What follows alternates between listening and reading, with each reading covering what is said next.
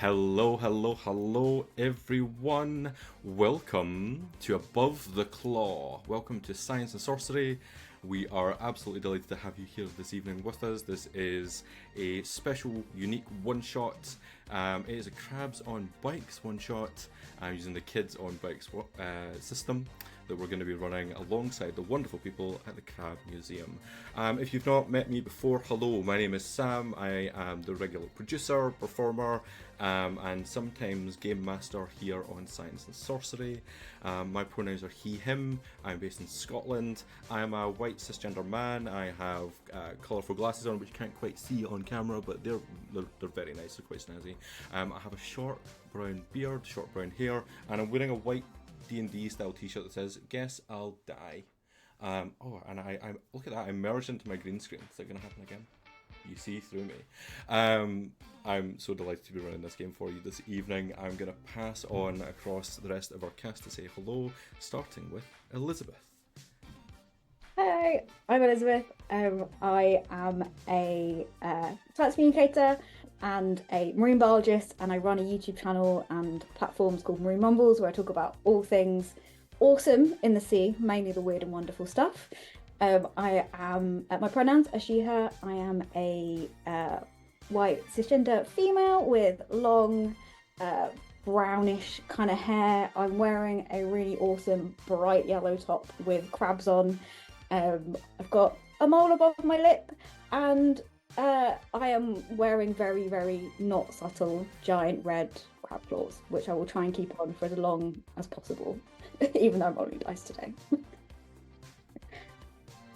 So delighted to have you here. And Rachel. I am Rachel Williams. I am a regular on Science and Sorcery. I'm a Black, Jamaican, non-binary nerd. And I have dreadlocks. They're kind of dark brown at the top and bleached badly towards the end. And my camera is really washing me out, but I promise I'm a beautiful shade of brown. And yeah, I'm really hyped to be playing today. I forgot if there was anything else I need to say. I think I'm wearing a crab shirt, but you can't really see it because it's too low down. But it do be having crabs on it. Oh, it's been blurred. So yeah, I tried. Lovely to have you here, as always, Chase. Hello and welcome. Hello. I seem to be out-crabbed with people with crab claws and crab shirts as well, but it's great to see. So I am Chase, pronouns he, him. I am a director of a science museum called Crab Museum, where we are dedicated to the Decapod. And I am wearing a pink shirt that does have a Crab Museum logo on, that is in the style of a metal logo. But I also, it was sort of pink, but it's now blondish, long hair, and a beard as well. And yes, that's me. Lovely. Before I come to our last player, we're about to enter a hype train, which is not something that usually happens very often for us, but we're at a level 2 hype train on Twitch, so thank you, Hogan. Sarah, we'll come to you. Hi, my name is Sarah Cosgrove. My pronouns are she, they. I am a science communicator with a biology background. What else can I say about me? In terms of my visual description, I am a mixed race cisgender woman, so I'm Filipino and white. I am wearing this black t-shirt, which actually is a Nightwish t-shirt. This is not mine, this is my husband's. I also have brown glasses, safety pin earrings, a green hat. I've got bits of blue in dark brown hair, and wearing a pair of headphones. Very excited to be here. I am really excited for this game. This is one of the first times that I'm playing this game, so I'm really excited to run it. This is Kids on Bikes, or Crabs on Bikes, that we're going to be playing this evening. We're not going to be using the full rule set because we've kind of turned it into like, what if crabs were teenagers? So if you're familiar with the game and there's some of the rules that we're not quite working on, we're just removing them for the sake of this one shot. In that case, folks, shall we get going? Are we all excited to jump into the game? Okay, for folks at home to be aware, there's some content warnings just to be aware of as we're going through. We will be talking about gentrification, we will be talking about capitalism, we will be talking about some slight peril, for both our characters and also for some of the important people or creatures in our characters' lives. So those are things that may come up throughout the game. Our characters are not in mortal peril. No one is going to die this evening, but we just wanted to make clear that those are some of the topics that will be coming up as we get into this game. In that case, I think we should just make a start. The town of Clawditch sits quietly on the edge of the restless sea. Cobblestone streets and weathered buildings bathed in the soft glow of the setting sun. From a distance, it looks like any other sleepy coastal rockpool town, where time moves slowly and the days are marked by the rhythms of the tide. The air is always as thick with the smell of salt and seaweed. In the heart of the town, behind a small, charming cottage with peeling paint and a crooked chimney, lies a neatly kept rock garden. The garden is a riot of colour, filled with blooming plants and lush greenery, and amidst the plants, a small cowrie, a shelled creature, scuttles happily. Their smooth, shiny shell catches the last rays of the sun, glinting like a tiny pearl. His antennae twitch as he explores the garden, blissfully unaware of the encroaching night. And as the sky transitions from a gold to a deep indigo, an unsettling silence falls over Clawditch. The wind dies down and the usual evening chorus of seabirds above the surface, strange noises that move over with shadows that our characters will never have really known what is up there. These shadows grow longer, stretching across the garden like dark, grasping fingers, and from the deepening gloom at the edge of the garden, a figure emerges. Cloaked in shadows, it moves with an eerie, unnatural grace, its presence almost blending with the oncoming night. And the figure's features are obscured, but its eyes glint with a cold, predatory light.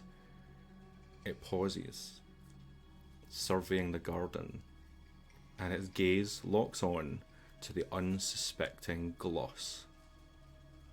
The cowrie, sensing a change in the air, freezes. His tiny body tenses as he feels an inexplicable chill, and slowly turns, his antennae quivering with unease. Before he can react, the shadowy figure strikes with lightning speed. An ethereal red mist darts out, snatching up the small creature from the garden with a swift, practiced motion.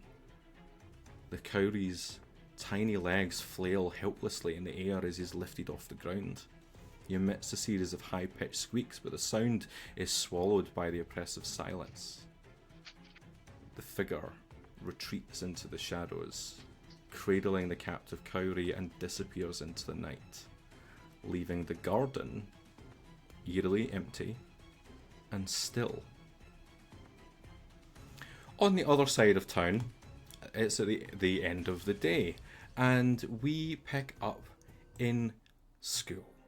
The bell tolls in the distance, which signals the end of another school day in the small coastal town of Clawditch, and this final echoes of the bell are swallowed by the crashes of the waves above, and students are making their way home. Except for 4 students, for whom freedom is a luxury that they can only dream of. Because of the current predicament, detention. The old classroom they're sat in has seen better days. Sunlight filtering through cracked and grime-streaked windows casts odd patterns on the worn rock floor. The smell of salt and mildew is ever present, mingling with the faint scent of old textbooks and chalk. And sat in 4 mismatched desks at the front of the room are our characters. And I am going to come to... who are we going to meet first? We are going to meet Elizabeth. Elizabeth, can you tell us about your character, please? My character is a devil crab, which is my maybe favourite animal on the entire planet. A small, beautiful and aggressive crab. But Blue is the name of my character, and Blue is it's not so much an aggressive in the 5G sense, but is aggressively positive and aggressively opinionated. I think will be the what you hopefully find out this afternoon or this evening. So Blue is a very, very popular character, female character, and she also has a beautiful, gorgeous pet cowrie called Gloss, who sits in a little bag made out of coralline seaweed that's like carried with her at all times, except for today, which I don't think she's in detention. Gloss. Did we just hear that name a minute ago? Maybe we did. You see, like, looking down at you, the stern figure of Mr. Whitley, the history teacher, who is, well, he's not looking down on you, he's looking up at you. He's a small little ghost crab. A grizzled-looking crab with only one claw, a permanent frown etched into his weathered face, and his voice is gravelly as he addresses you directly. You're here because you couldn't follow the rules, Miss Blue. Well, I just don't see the problem at changing the essay question to one that's much better that I would prefer to answer. It was a much better written question. So you don't want to talk about the economic benefits of Kringle coin here in town and how that has developed over time? No, I think it's much better to talk about how teachers can dress in a more bubbly manner. I mean, really, we could do with a new shirt. So. Do you want to make me a charm roll, please? Yes. Let's try and pick up the dice. As you're trying to pick up those dice and roll, so the folks at home, if you've not come across Kids on Bike, they're Kids on Bikes before, each of our characters are playing a different trope. We have our popular kid, and they have 6 different stats, which are brains, brawn, fight, flight, charm, and grit. And they're good at some, and they're terrible at others. What did you get? 10. 10. So for this, he is going to be looking directly at you again, say. Is there something wrong with the attire that I'm wearing right now?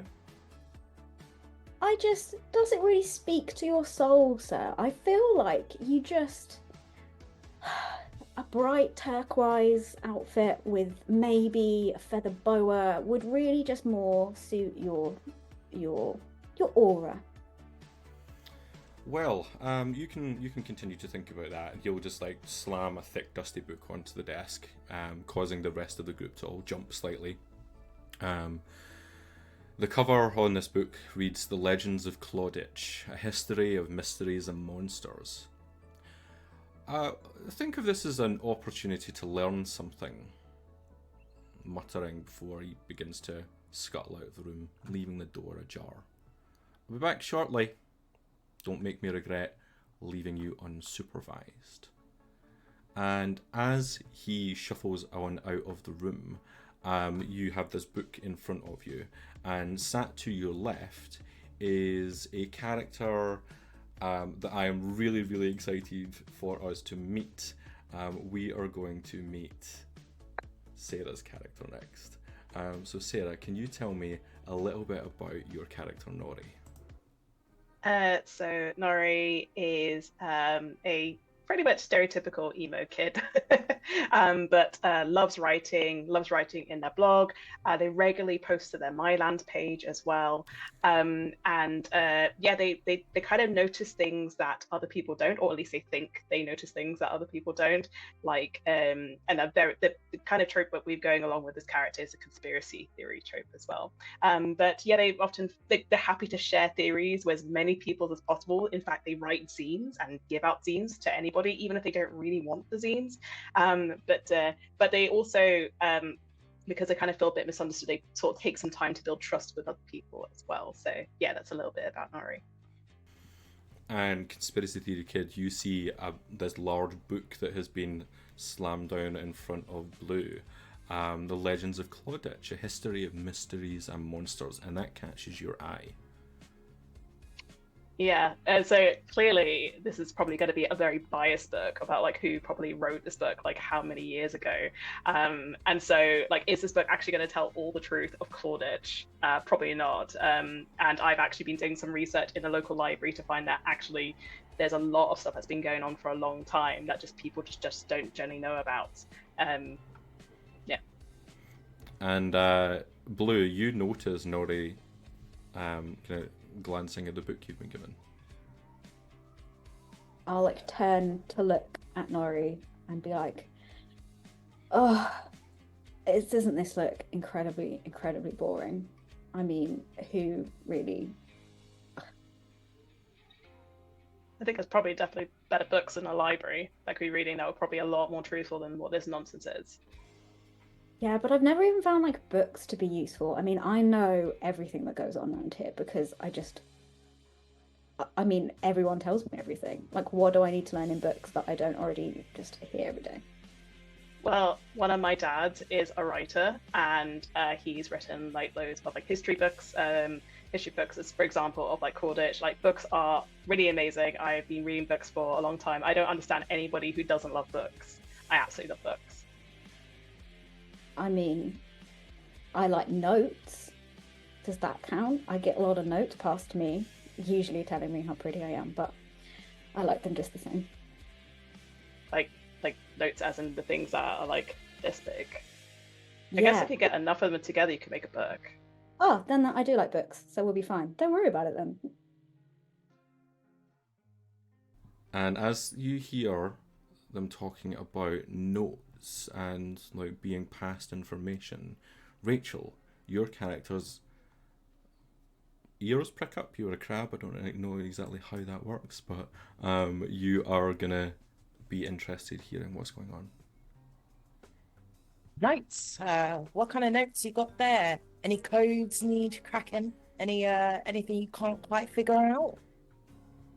I'm Pinchy, the long-legged spider crab. My trope is the cunning detective. Pinchy's like demanding, wants more, wants to know what's going on. Is never satisfied, needs the answers. But it's also probably thinks she's like weirder and cooler than she actually is. Like they're probably like, oh, I bet everyone thinks I'm so strange, but actually they're just like, fine, yeah, here we go. How does everyone, or how do Nori and Blue react to? I'm gonna pass Pinchy a note, be like, oh, fantastic. Can you help me work out what this is? And I'm gonna slide it over, and it says, Shelley was with a Z ear. But because I just can't make heads or tails of this. I think that somebody has left us a clue. Was meaning past tense of being. Ear is clearly a very simple cipher. Remove the first letter of the word here to reveal ear. And the last final mystery is who might Shelley be? And Pinchy looks around for clues. Can I make a brains roll? You can make a brains roll. Absolutely, you can. I would say that under the surface, you've heard of Shelley. Shelley is like one of the class bullies, but you're trying to pretend in this moment that you haven't ever come across this individual. Well, on a D20, I got a 2. Oh, and in which case your mind is blank. You look around to see if there's any information around here that could tell you who this Shelley individual is, and it's as though everything is just like seeing double for a moment. You have no idea. You've never heard of a Shelley. Is that even a name? Shelley. There's something missing. It can't be a Shelley. It must be a... Oh God, I just don't know. I don't think it's a code at all. I think someone probably just scribbled or sneezed and it kind of went into the shape of words. Just get out of my face. And at the back of the room, we have our final character, Chase. Could you introduce us to Chuck, who will be seeing what is going on, but how are you feeling about what is happening in front of you? Well, Chuck, even though I am, quite the athlete, very famous in our school for being the best sort of runner slash hurdler, I'm quite shy, keep to myself.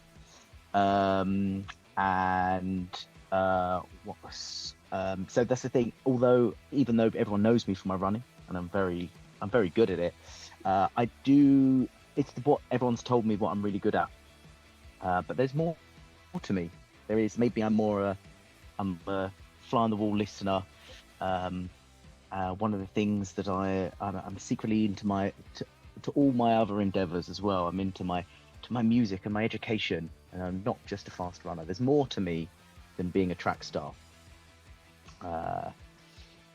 So, there we go. Yes. Okay. As this conversation continues, suddenly, Blue, your shell phone starts to ring. There's this shrill noise comes through the air, shattering the quiet, echoing loudly in this old classroom. Oh, hello. Blue? Is it Blue? It's Lisa. Actually, it's got an accent over the E. It's pronounced blue. That's just the same as what we just said. Blue. Oh, I said it far more sophisticatedly. Okay. Anyway, it doesn't matter. Gloss is missing. What? My Ickle Bickle Baby Gloss? What have you done with them? I was cleaning his cage and must have left the door open for just a second. Although her voice is starting to tremble. He's a cowrie. They move at a glacial pace. But, what? How did he move the cowrie? I looked away, and when I turned back, he was gone. I've searched everywhere in the house and around the yard, but I can't find him anywhere. I'm so sorry. This is unacceptable. I'm going to be there immediately. I'm going to hang up.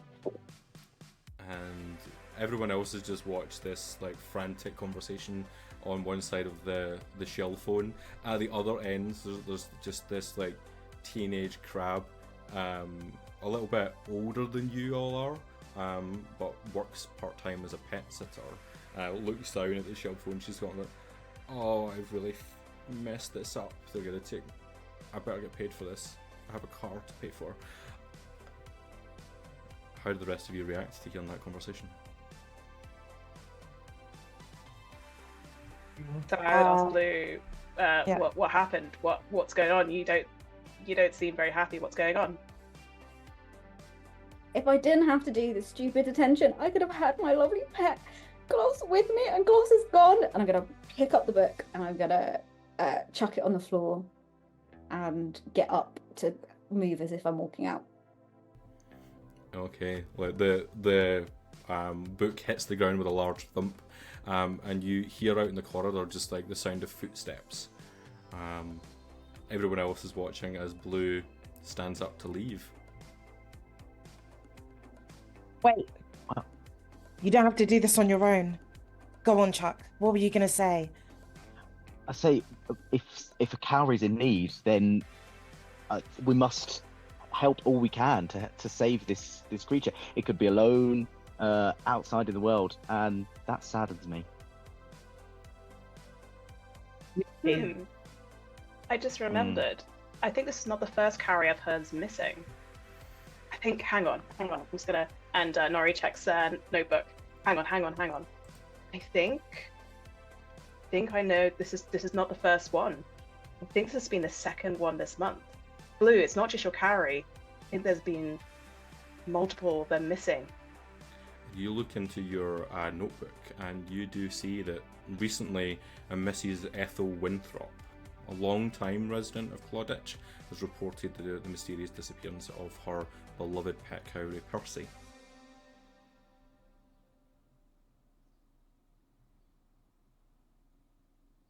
Blue is then gonna look everyone in the eye, deeply, and is gonna walk straight up to Nori, put claws, not touching you, but me looking like this, and be like, "We're gonna form a team. We are gonna be the greatest cowrie crashing team in existence." Put claws into the middle, and then I'm going to ask everyone to do that. For a second, I thought it was just you and Nori, but yeah, me and Chuck too. I mean, does everyone want to put your claw in? Pinchy seems up for it. Is Chuck going to do the same? Oh, is Chuck frozen? I thought it was just being Chuck is very really happy. devious. That's fine. I am not going to do that. We'll see if Chase. Oh, you're back. Hello, you're frozen. So do you place your claw into the middle as well?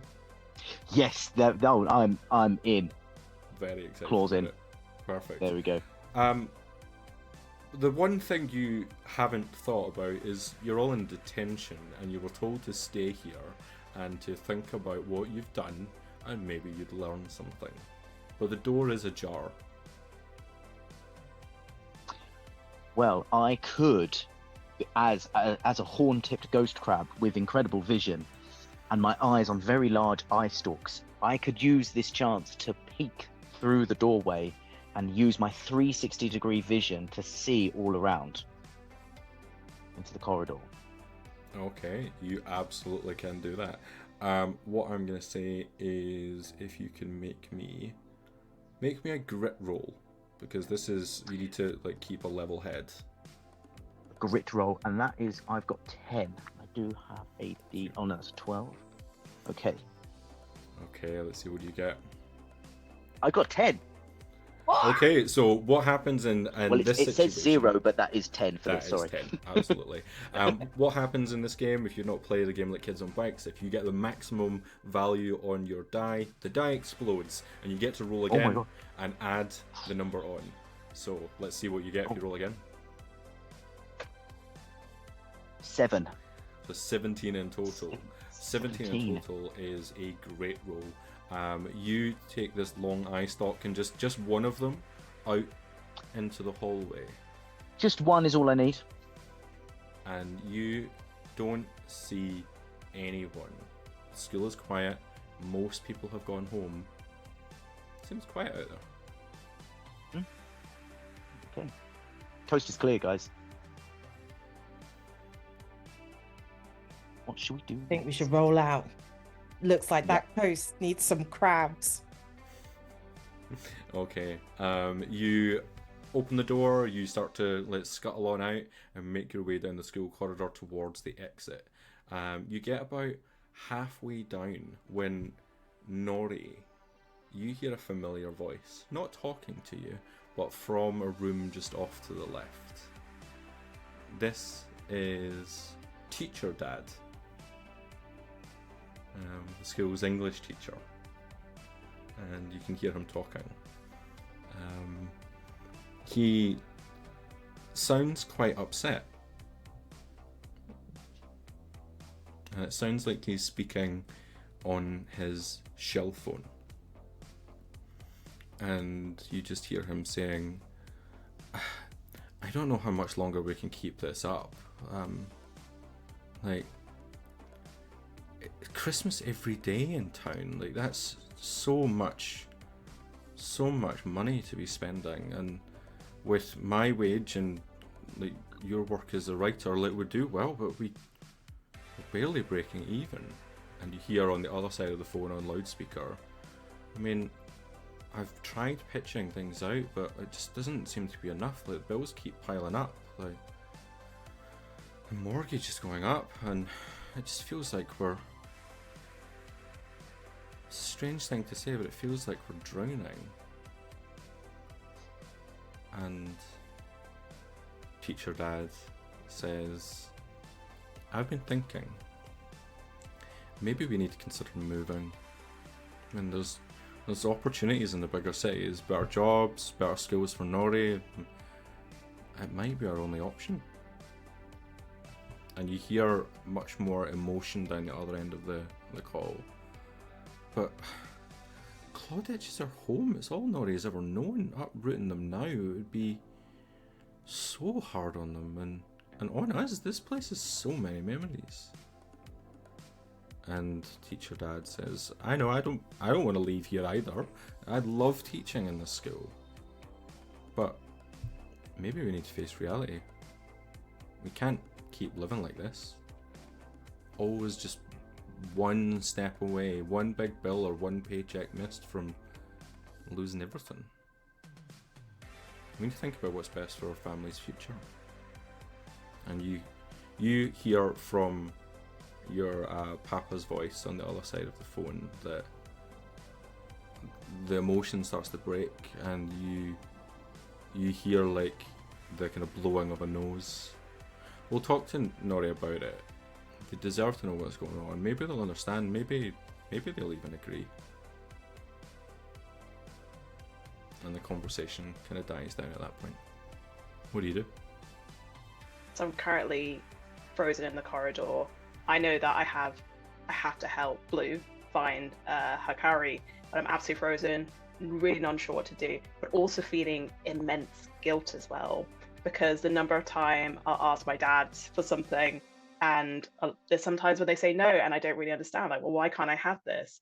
And then I realize all the times they said no, this is the real reason why, and they haven't talked to me about it. I've also been noticing my dad's been getting into arguments as well. They've been getting quite stressed, and now it all just makes sense. It's like everything's just come together. It's like a light bulb, and I immediately feel so guilty, but also so worried that my life could change really quickly, because Dad's right. You know, Shoreditch is my home. It's always been my home. I don't necessarily love the school, but I really am scared of change. I'm scared of starting all over again. And so I'm kind of frozen in the corridor, not sure what to do. Like, should I go and talk to Dad right now? But I also know that Blue needs to get out. We need to get out of the school as well, to go and say hello, Carrie. I don't know what to do. And I look to the others. Can I ask, have the others also heard the same conversation? I guess that depends on how the others are moving in the situation. It feels to me like Blue is going to be one track mind heading for the door, but I don't know about Pinchy and Chuck. I would say I heard the conversation as well.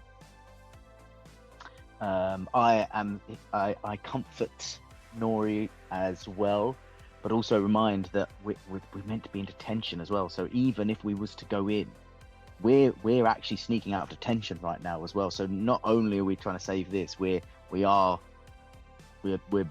to be in detention right now. So I suggest you kind of speak. You have to look into your heart, see if you're there to comfort, or we should go and do, or are we in trouble? And before we hear what Pinchy has to say, if there's anything you want to add, Rachel, Sarah, can I get you to roll a grit roll, please? Yeah, that is a D8. A 1. A 1. You start to sob in the moment. The emotion gets just too much for you. As you're dragged between, do I speak to Dad? Do I run after Blue? And everything that's been going on in this teenage angsty emo brain of yours. The tears just flood. And in this world it's strange because the tears are fresh water. Pinchy, was there anything you were going to add in that moment? She would probably be more up ahead with Blue being like, tell me everything about your pet, tell me everything about this cowrie, what are their patterns, what's their daily routine. The answer's probably nothing, there isn't one, but Pinchy's like, there's gotta be something. So yeah, I did not hear the conversation. So you're both charging on, but behind Chuck is trying to get Nori to move on. They don't want to get caught leaving detention. But Nori, you're in tears. Can you also mark an adversity token as well? You are in tears. This is I would say a slightly embarrassing moment for you. But you can make a decision on movement at this point if you want to stay or go. I think Chuck's right in that, like, I should be in detention right now. So, and also, I don't know if I want my dad to know that I know, especially when they probably plan to tell me later. So I'm going to also have to bury my feelings and pretend that I haven't heard the conversation as well. So that's going to be something that will be kind of still stirring inside me for a little while. But I think, Chuck, you're absolutely right. The thing is, I shouldn't be out in the corridor, so I'd probably make the situation worse going to my dad. So yeah, I think we should go with Blue and Pinchy. We've lost Chuck from the call. Oh no, we haven't. We're back. Hello. You're back. Amazing. I'm back in the room. Okay, you follow on ahead, and you all manage to get out of the school with nothing really happening. You make your way onto the main street and start to head towards the centre of town. Where specifically are you going? And I believe it'll probably be Blue who's leading here, but where are you going in this moment? To wherever the pet. I forgot what they're called. Pet housing. That's not what it's called. Daycare. So this actually happened at your home. Oh, I'm going. Oh, yeah, that would make sense. Like babysitting. Mm-hmm. But Yeah, rather than a Cowrie daycare, this is someone who was looking after Gloss in your home. yeah, we're going to be heading to my home. And Okay. can I also add, I feel like as Pinchy's asking all these questions, that Blue thinks it's like an opportunity to like absolutely tell Pinchy like this is how you should look after a Cowrie, like this is the best way, like the skincare routines, I'm telling you like what I have for breakfast, what like I'm actually giving you like all of the details because I think it's She's loving it. This is exactly the kind of material they're looking for. Yeah, mental notes the whole way home. And the other two are following behind as you make your way into the heart of Clawditch, which has this quaint town square, cobblestone streets that are lined with cheerful shops and cafes. Every building is adorned with twinkling lights, garlands of evergreen and festive decorations that never come down. The thing about Kids on Bikes, folks, is in the session 0 you build the world together, and I ask my players, what is the town famous for? And it's Christmas every day. The centerpiece of the town is a towering statue of a Christmas tree, perpetually sparkling with ornaments and topped with a glowing star. And it's here that the townsfolk will come to gather for daily ceremonies, led by none other than Mayor Kringle Claw, who is a Christmas Island crab. You make your way through town heading towards Blues. People come and go. The nature of every day is spend, spend, spend. A large banner sits above the tree that reads, proudly sponsored by Clam Corporation, with the large logo of a red conch. And as you walk along the street, you see bags and bags of Kringle coin, the town's unique currency, changing hands as people buy gifts that they go home and give every night and then have to do the exact same thing the next day.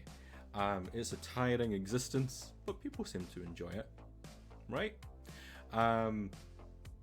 You make your way through the hustle and bustle of town. I'd say that in this moment, Blue, you're gonna see people go, hey Blue, hi, how you doing? Did you want to hang out this weekend?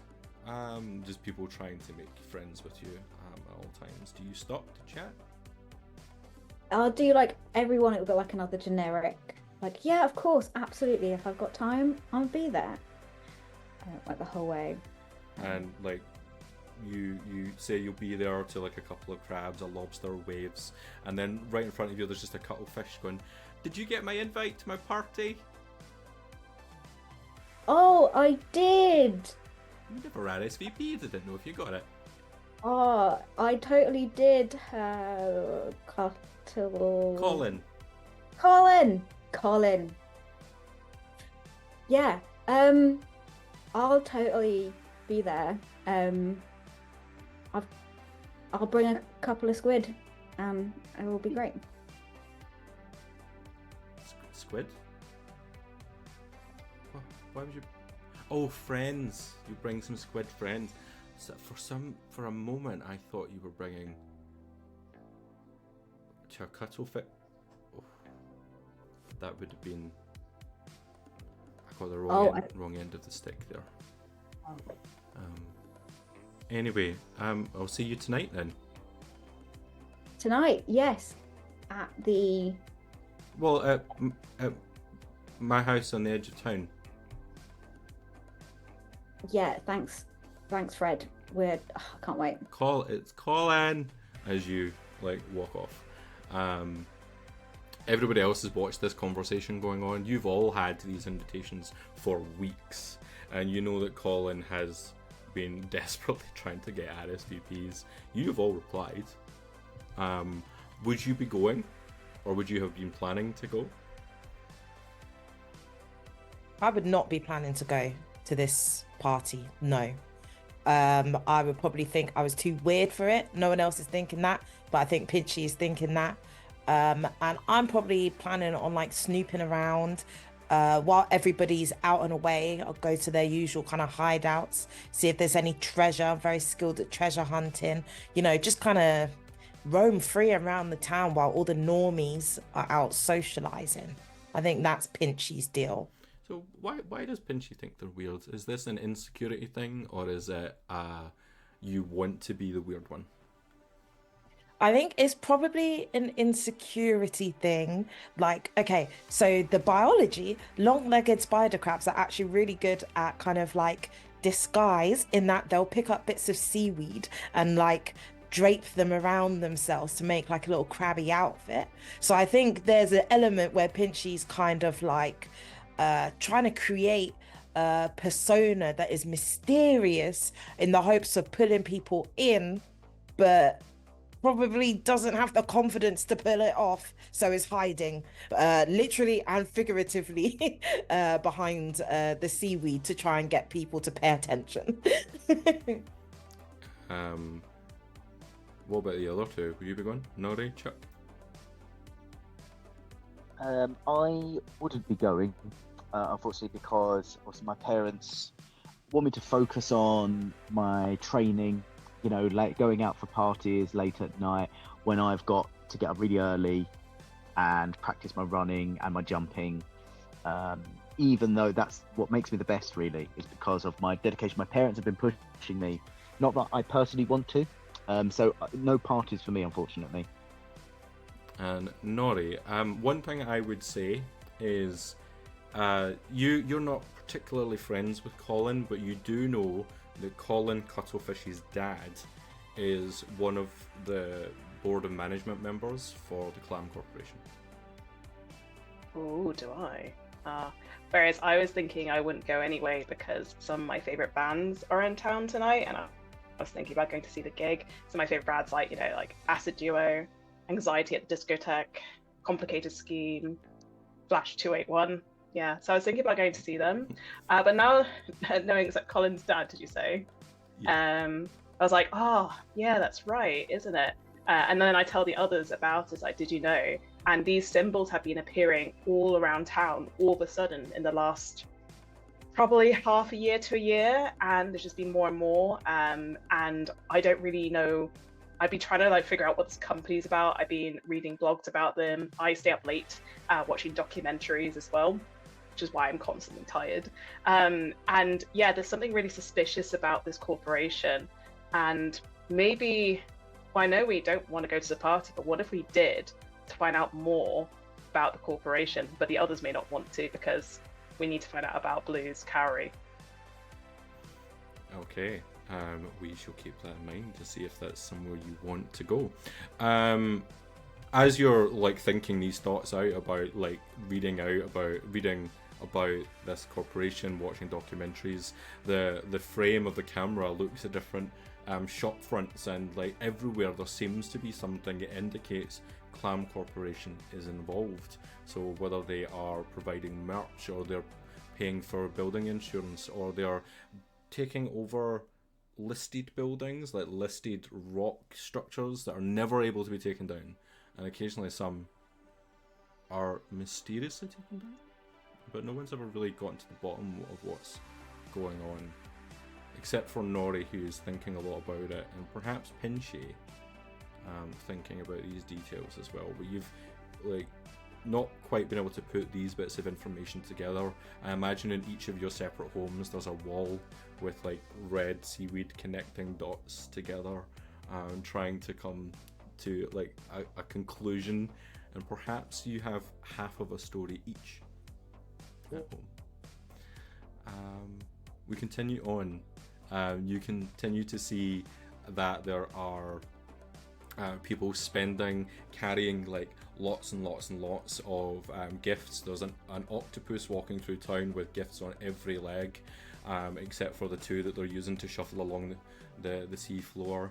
And before long, you reach a small, quaint cottage on a quieter part of town, where Blue's house is. I will scuttle up and open the gate, which takes a while because I don't know why you would have gates as crabs, but we still do. And so we're trying to. And then in the end, I just like kick the gate open, and then I kind of like open it up for everyone and kind of scuttle off and hurry into my house, and I keep the door open. Everybody else, if you follow one in, you'll come in to see this anxiety-ridden teenager, Lisa, who's the pet sitter, just sitting there. Oh, Blue, I didn't expect you back so soon. There's still no sign of him. I don't know what to do. Should I call someone? Do you want me just to leave? I'll leave. And like grabs like her small leather jacket, puts it over her, and says, I understand if you don't want me here. She blocks the door and says, "Not so fast, Lisa."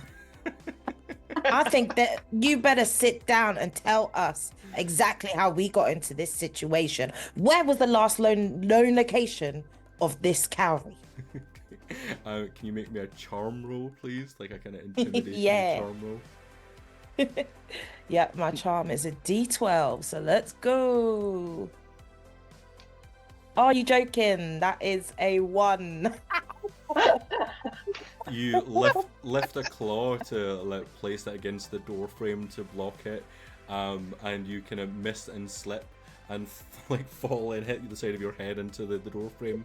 The room starts to spin again, like when you were trying to remember who was Shelley, and you'll take an adversity token for that. But you start to say these words about where was the last place that this cowrie was seen, and Lisa will be like, what?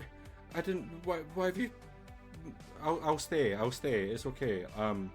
But that was. Are you okay? Can I get you an ice pack? And she will run, to get some frozen water, which is, I don't know how that works under the sea.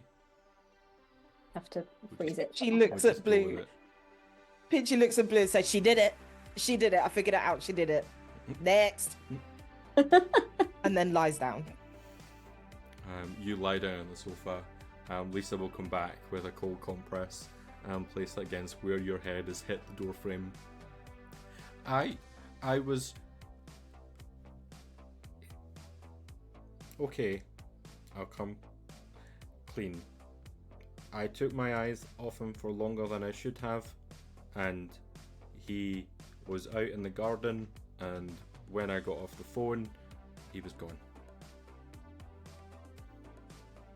Please don't dock my pay. Blue is gonna like walk into the corner and just like scream, and then just come back and be like, "It's okay, it's fine. You'll never work in this town again, but it's fine." Can you? Can you make me a grit roll if you're gonna go and scream in the corner, please? Yeah. 7. 7. Okay. You walk into the corner, scream, and then turn around, trying to be like, "It's fine. It's fine." You turn back around, and your face is like thunder. It's fine. You'll never work in this town again, but it's fine. As you are not able to hide that emotion, you do start to get quite angry with Lisa. Who's like, "I'm really, please don't stop me from working. My parents are struggling, and this money helps us to keep the bills going. I'm sorry." I'll be like, "Oh, okay. I am a very nice crab. I'm a nice person. I'm amazing. and I'm gonna be amazing to you. I am gonna give you a second chance. And not only that, I am just gonna help you become a much, much better Cowrie babysitter, because this pet sitter. So it is my baby. And so you're gonna tell me exactly what happened, and then we're gonna have a lovely chat later where I give you a long list of feedback. Positive lovely feedback. Okay, well, that sounds fair. But when I got back off of the phone, I looked outside and Gloss was gone. The only thing I saw was this red mist going up in the water.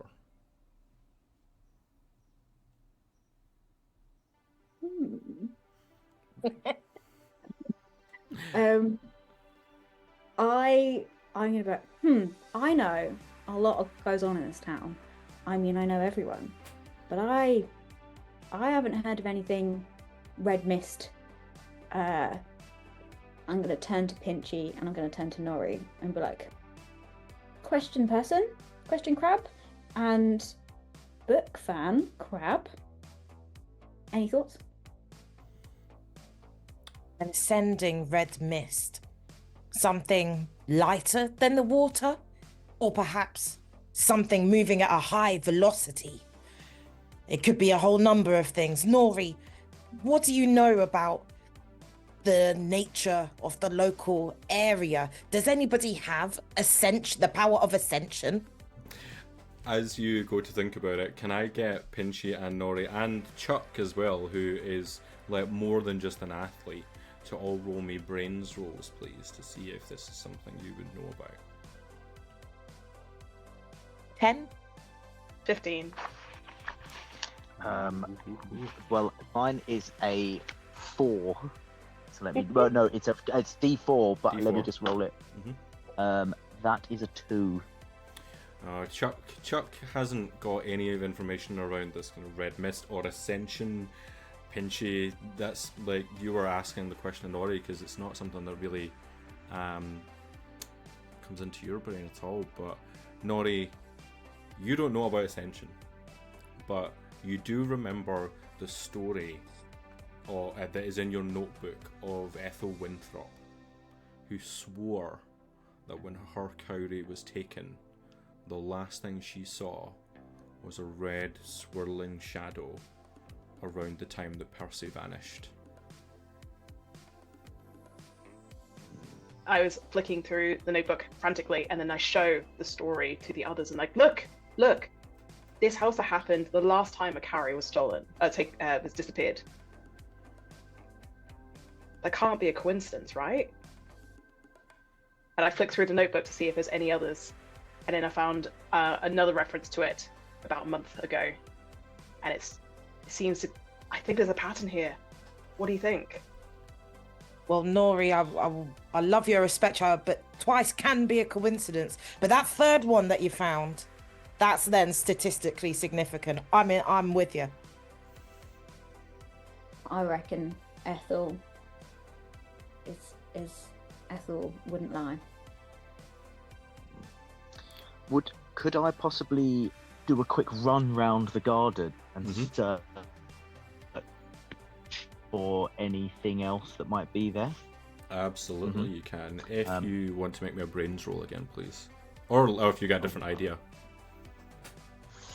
No, I think. Have I got a different idea? Maybe someone else if with their detective clues could search the garden. I think. Well, what? Hey guys, maybe someone else can help me search. I'm no good at these things, but if someone aids me in this process. Chuck, I love that idea. Shell, yeah. Pinchy is actually a skilled treasure hunter who can spend 1 adversity token to find something. So I would like to spend one of my 2 adversity tokens to find something in the garden with Chuck. Oh, that's a really good use of that strength that you have there. So you use one of those adversity tokens. You wander out into the garden. This is a very well kept garden for Blue and Blue's family. You can see that there is like a small little cowrie-sized doghouse almost that Gloss will spend time in.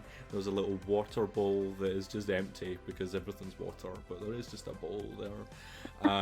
And you look around to see if there's anything left behind. And what you do see is a small little business card on which you just see the faint outline of a red conch. Buck, do you know what this means? Chuck, I would imagine you would know what it means. It's something that's regularly seen. We've seen this a lot around the town. This is the Secret Shell Corporation. The what is it called? Well, it is a shell corporation, but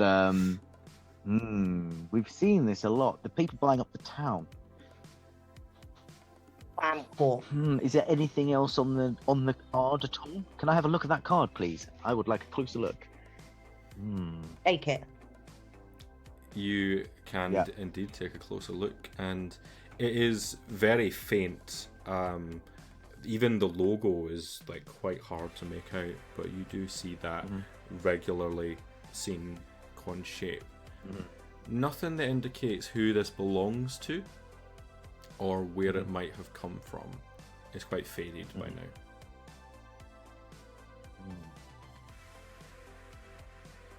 now. Back inside, Lisa will be saying, so Mrs. Winthrop's my next door neighbour. She did. Like, Percy went missing about a month ago, and she's been looking everywhere. Maybe she knows some more. Now, Lisa, you're being so helpful. See, I just knew a bit of inspiration would bring out the best in you. Oh, thank you. So does that mean you're not gonna dock my pay or make me not work in town ever again? Sorry, what was that? I'm just gonna then talk to Nori. She is gonna walk away. She is visibly very upset. And she takes out her phone and like phones her mum, going, "Mum, I just think I've lost my job."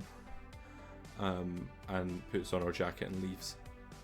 Before that, I'll call out and be like, "What? I'll see you at 9 a.m. tomorrow when I've got my beautiful gloss back."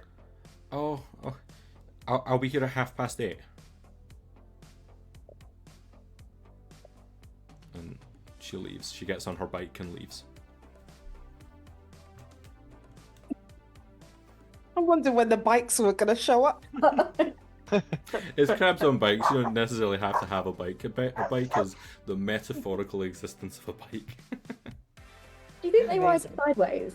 It's like the other way around. Like, oh my god, yeah. You look out the window just to see like she's got like one set of claws on the handlebars and the cycling cycles, texting on her shell phone with the other claw.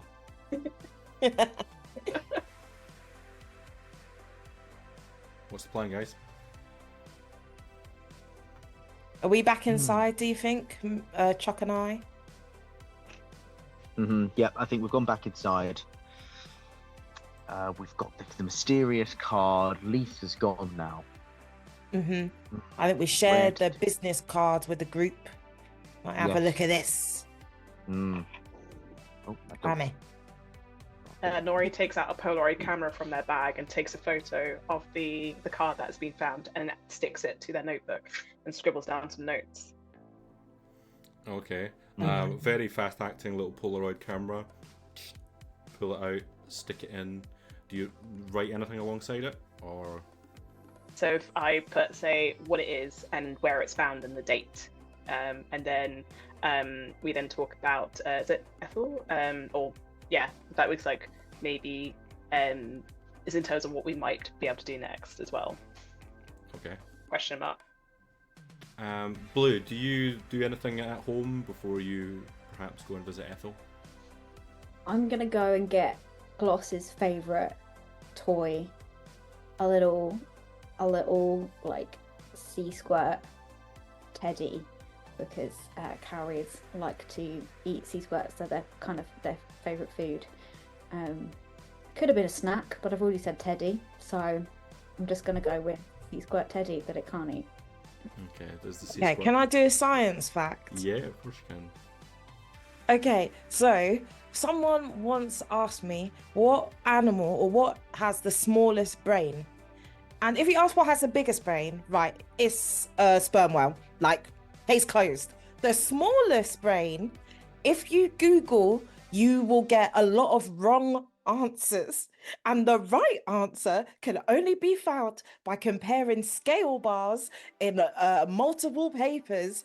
And the answer reveals itself to be a larval sea squirt has the smallest brain, smaller than a tardigrade. And I have the notes to prove it because I spent way too long trying to answer that question. So largest brain, sperm whale, smallest brain, larval sea squirt.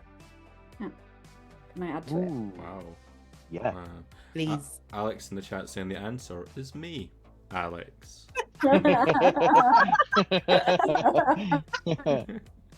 I'm pinning it. With your Rachel has the sword for mods now. Rachel, if you take on your next roll, you can add +3 for that fact. So yeah, any more facts that people want to throw in, I'll give you +3 to a roll. Might come in handy. So you've got your sea squirt. Anything you were going to Yeah. do, Elizabeth? I'm a little sea squirt. I'm gonna take that with me. Hopefully that will help. Like, it's a squeaky sea squirt. It's like, yeah, so I'm gonna pack that with me, and yeah, then just get going. Okay. You head out onto the road. You know where Lisa lives, but she's already cycled off. But you're heading towards her house in order to visit Ethel Winthrop's. I don't imagine any of you have met Mrs. Winthrop before. Probably not hanging around with old people all that much. No one told me to do any volunteering on the weekends in our character creation, so do we want to go on bikes? Cool. What do your bikes look like? Let's explain what each of your bikes are like, if anyone's got any thoughts. What are they adorned with? A devil crab is a partial swimming crab, so their back legs are flattened compared to the rest of their legs to give them like extra propulsion because they can kind of half swim, which a lot of the other crabs in the UK don't. Not all shore crabs have all that. So I think like the bike is like it's propelled by like a windmill, but like a underwater wind thing. So I'm like propelling it with my legs as like a water mill kind of thing as I'm sitting on top of it. I'm not actually touching the bike at all. Amazing. You can take a +3 for that in terms of that biology of the crab. Nori, Chuck, any thoughts on your bikes? And then we'll come to Pinchy. I imagine mine will be all black, but we're adorned with stickers, like loads of stickers of like different phrases or different groups that I'm either interested in or part of. But I reckon my bike might actually be one with like 2 wheels on either side, so it actually just rolls forward like that with my claws doing this and making it go Amazing. forward. I imagine there's a sticker on your bike that, like, for the character you are, that just says A Crab on it. Yeah. Yeah. Which, if you haven't got one already, there are some amazing t-shirts in the Crab Museum. They're A Crab t-shirts. So yeah, go check those out. Chuck. Which we say stands for all crabs really are beautiful. I mean, they are. Yeah, Yes. but also the other thing.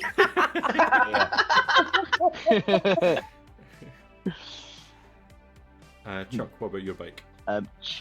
Mine would be lightning bolts. Again, basically my parents have made this personality for me. They've given me, like, I'm the fastest, I'm the best.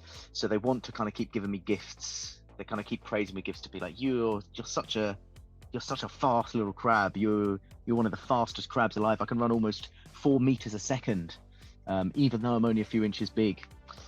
So mine has definitely got like lightning bolts on it, maybe tassels on the side, so you can see how, handlebar tassels, so you can see myself kind of going through the water at such pace.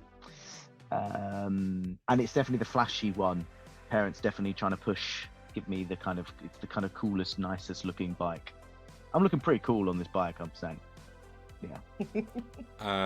You can take a +3 for thinking about like how your crab operates.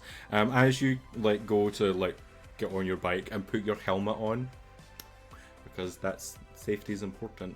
Your shell phone starts to ring. And if you answer at the other end of it, you'll be like, Charles, it's Mother. Oh, hello, Mum. You're not home yet. Everything okay? I just wanted to get a bit more running practice in, and you know how important that is. I want, I've got that big race next week, and I just wanted to get a few extra laps on the track to make sure. So yeah, that's where I'm at. Can you make me a charm roll, please? Charm roll, and my charm is a D6. And 1. Charles, dear, you know I can see and hear straight through you. Where are you? The thing is, it's one of my really good friends has lost her pet, and I promised I'd help them look for them. Sorry. They seem really distraught. I'm sorry. Your father and I pay a lot of money for your training and for your the bike that you so willingly ride around town, and you're giving up all of that for a little cowrie. You want to be a disappointment to this family. She did seem very distressed though, and I felt like it seemed the right thing to do.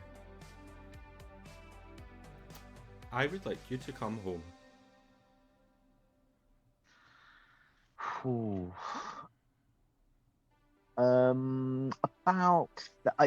I normally don't do these sort of things. Can you make me a grit roll for me? A grit roll. Also, what? Just a quick question. Brawn.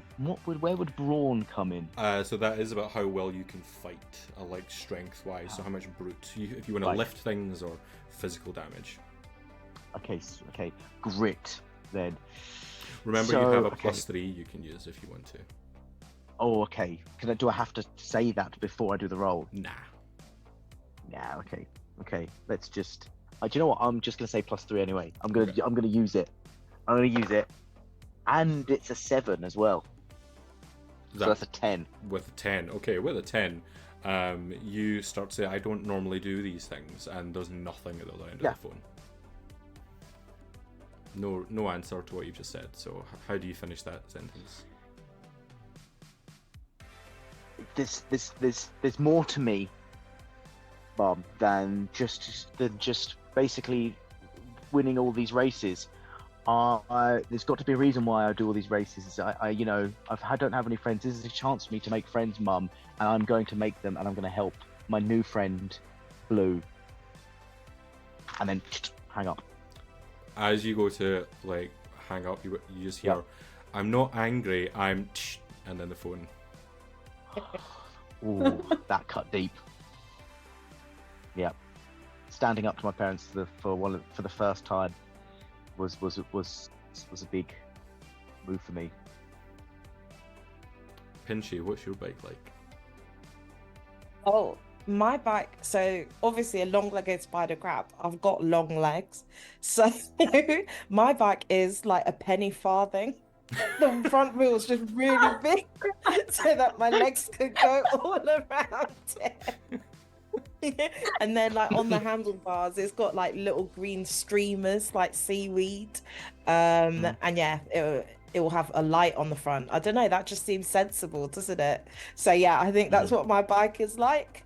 I mean, it is getting towards the end of the day. The light is lower now, so you switch on your light on your bike, and it just illuminates the path ahead as you all helmets on and start to cycle towards Mrs. Winthrop's home.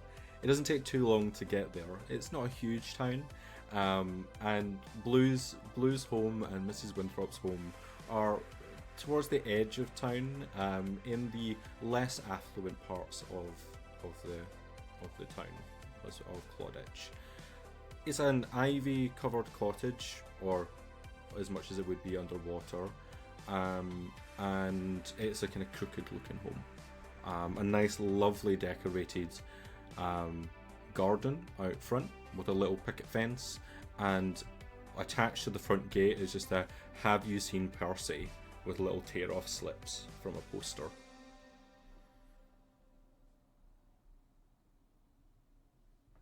Oh, Percy's the cowrie, right? Mm-hmm.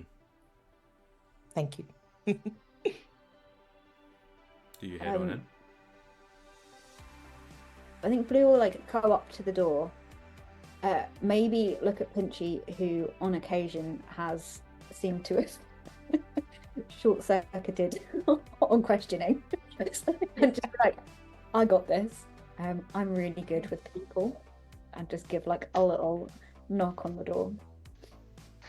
There's no answer immediately. A really loud knock on the door. And with a really loud knock on the door, after a few seconds, the door opens up with a "Oh, hello, hello, hello. Ah, is it trick-or-treater time already?" And in front of you see like this like really old little crab with half-moon spectacles and like a little apron on, holding a tray of cookies. "Hello, young ones." Hello, ma'am. "Oh, don't need to be so formal. I'm Ethel." Oh, nice to meet you, Ethel.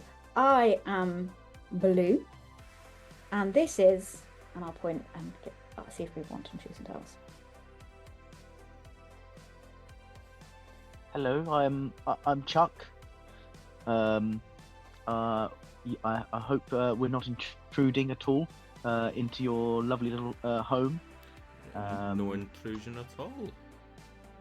Oh, that's good to hear. Are you doing well? Are you keeping well? Oh, as much as I can under the circumstances. This carapace of mine gives me jip, but it must be quite hard to molt at your age. Considering, yes, yeah. It's every time's a struggle. Yes. What can I do you for? What for lovely people like yourselves doing here? Well, we saw your sign. Was it her sign? The sign looking Yeah, for Percy. Yeah. Oh yes. When was the last time you saw Percy? We were just asked to have a few questions. Oh, come on in, and we'll Okay. kind of herd you all with a big claw. If you all head in. Mm-hmm. Yep. Okay. Yep. It's a house, like a very classic elderly person's house. Antique furniture, shelves lined with knickknacks and old photographs of lots of little crab baby grandchildren. The air smells like lavender and the freshly baked cookies. There's a kind of warm feeling to the living room. And it's well lit, it's comforting, gives the room a timeless charm. And she settles into like a very large, very worn armchair. "Well, it's been over a month since I last saw Percy. Went missing from the garden and I've been searching ever since. Do you have information? I'll pay." And she goes to get out like a handbag. No, we just I've lost my beautiful baby cloths today. They all also disappeared. Oh, sweet summer child. And she'll like put the cookies down and get a glass bowl and come right. "Have a Werther's." and hands you over like a bowl of hard candy. I think with the little crab's like little mouth thing, I'll like put the Werthers in it, and it would just be like sitting there as I got like in between. You can kind of like just see it, and it might just stay there for maybe 4 years. I don't know. Like one more again. You need to make them last. So you've also lost the cowrie too. You're not the first in town for that to happen to. When did it happen? Just today. Oh. And how did you know to come and see me? I don't get too far from my home to put up these posters, but Oh, well, I have a lovely pet sitter called Lisa who said that they knew you. oh, Lisa from next door, she's lovely. Yeah, she should so look after Percy when Percy comes back. Do you want to make me another grit roll, please?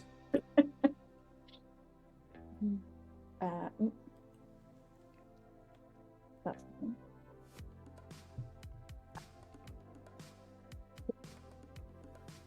oh, that would be a 1.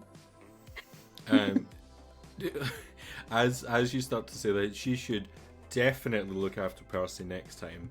Nori, you see like Blue started to get agitated again, and would step in to say that you have been looking out over information such as this. Yeah, so I sneak step in and say, I can ask some questions with it.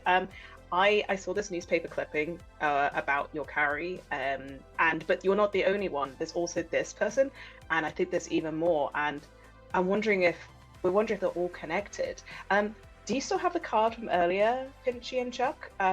Did you have the card that we found at Blue's house? Yes. As you ask that, from the direction of Blue, you just hear like a large crunch. As you bite down on the Werthers to like hold your tongue. I told you you need to make them last. Here, and she'll just give you like a little bag of them. Plenty more. Do you hand over the card? I Yep. would, but I would also say, Ethel, I believe this might count as information if there was still a reward available. Oh, absolutely. Yes. Well, looks into her bag. I don't have any Kringle coin on me right now. My, you know how it is getting access to your pension. I've still got. I need to get into town to withdraw the coin. I just had to order more presents for the family, and having so many grandkids like mine, that really does drain it. Can I get you an IOU? You know what? I'll just take a Werther's, honestly. That'll do it. What about a cookie as well? Ah, yeah, go on then. Throw the cookie. And she will look at the business card that Chuck hands over. I need to switch my glasses, and like she gets a different set and puts them on her nose, puts them to the edge. And aha! Huh. Well, I didn't find anything like this. Did you find this at the scene of the crime? Right at the scene. Right. Well, this is new information. When I was looking, I've been around town. I've been asking questions. I do think there's something going on with that weird shell clam conch corporation, whatever it is. And I had to stop. I had to stop asking questions. And she will reach down into, like, next to the sofa there's like a pocket, and like where that she would keep like her remote control for her TV and the daily newspaper, and she pulls out a glass bottle. Someone sent I'm me 30% sure you were going to pull out a gun. Like, I don't know why. That's on the other side. Sorry, She's please had to continue. arm herself just in case. Someone sent me this message, and she hands over a glass bottle inside which there's just a rolled up parchment. I've seen this before. It's a classic cipher. It's impossible to solve. I've tried many times. Oh no, But a it's, message- it's very easy to solve. Oh, really? Well, then what does it say? Well, but it's not very nice, I have to say. And she will knock the cork off the bottle and like deftly pull out the parchment and unroll it and hand it over to you. And it's a poison pen letter that you see. That essentially threatens her life if she doesn't stop looking. Ooh. This Is turned there up anything? my garden one day. Is there anything specifically on this? I believe Pinchy. Maybe you use your investigative skills. See if there's anything more on this roll. It's very Okay. spooky roll. Do you have Yeah, anything like that you could use? Well, is it treasure? I mean, it's a message in a bottle, so I Yeah. would argue yes. Okay, yeah, I'll use my second adversity token on that Yeah. to find anything that's like a juicy clue that can tell us more. You look at these kind of snipped out letters that have been taken from various different printed and published bits of parchment and glued into this threatening message. And you look at it and you think back to the wall in your bedroom with the seaweed that is connecting dots and dots and dots. And it's as though the Sherlock Holmes moment of you see everything start to connect, the letters move into one overlapping image of red shell all coming together to create a red conch. Or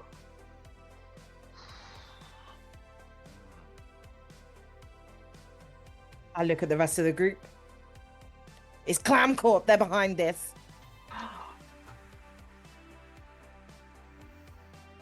I knew there was something fishy about them.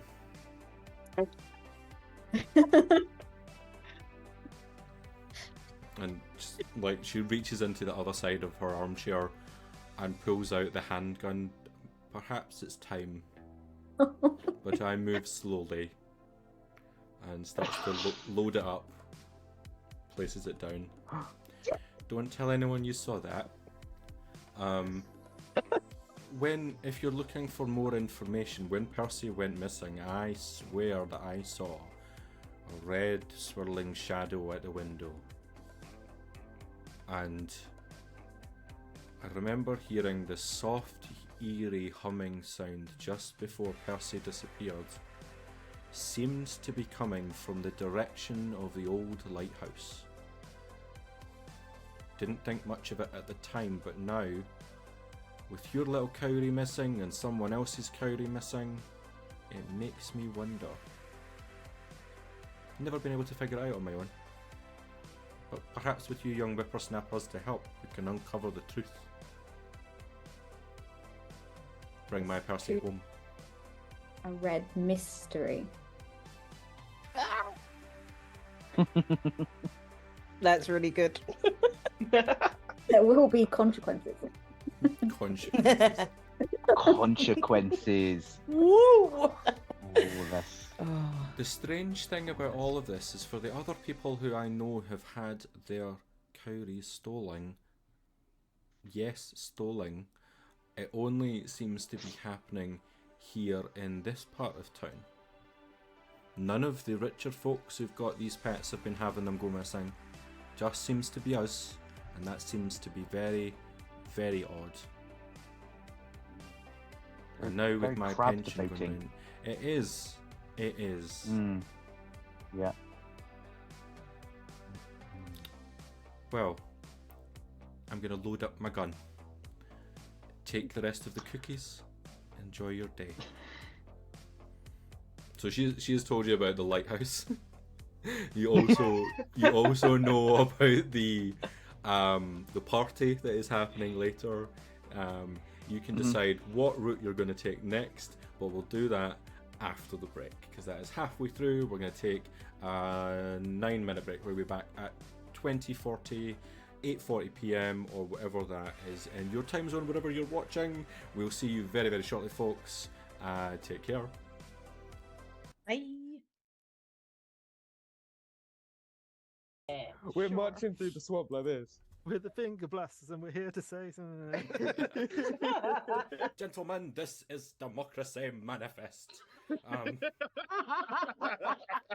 Do you wish to consummate this marriage? Consummate here? No, that's Not, for not, not in that sense. not, the aquarium, not in front of the Kraken. It's just a baby. Maybe like a scene where you got one Bullywug like on a throne kind of thing, and then all the other races are around. Making a Bullywug supremacy case. Yeah. Yeah, what you're gonna see is with every single breath, her tattoos start to shimmer, and then they start to grow out of her skin into real plants, and even the ones on her neck grow onto her face. As you That was leave, fun. you see him kind of like he's smiling, but he's also shaking his head. We get that a lot. Put, a hand gently on a big hand on the small of the back, not small of the back, sorry, between the shoulder blades. Sorry, not like that. No, between the shoulder blades, the top of the back. Roll to seduce the goblin. Just over the tramps now. The dragon snorts a little bit and then says, "This conservationists, I have heard it all, and now I see that my nest has been disturbed. What a morning!" And he turns around and begins sort of like trying to tidy up bits of the nest. So, you want to advance my species, is it? How strange. Murder, Yeah. murder. You're kind of. I think we should set sail again. We've sat idle long enough, Billy. I think we should sail that way, towards those particularly majestic-looking seals. I'll get the clubs. If you come to the bathroom and come in, you'll just hear a shout going, "No Armani, no Punani." Oh, jeez. Yeah. Missed that perception check, huh? Life can be so short. Do you want to kiss me? No, that's a fucking critical hit. Wrong credit.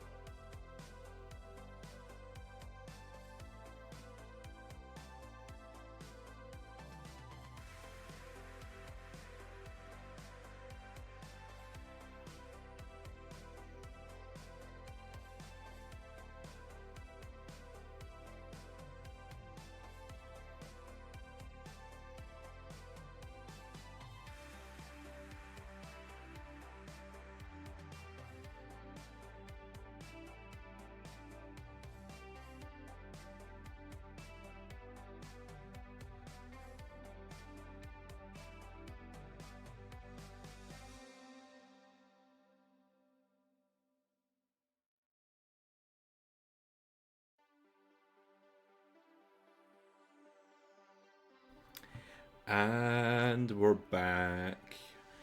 Oh, so as we left off in the first half of the game, our crab characters had just left Ethel Winthrop's house, having been told that the red mist that she had sworn she saw after her little pet coyote Percy went missing was in the direction of the lighthouse. And that's where we pick up. What are we all doing? What's the plan? Right, I think we chatted about some disguises, Blue.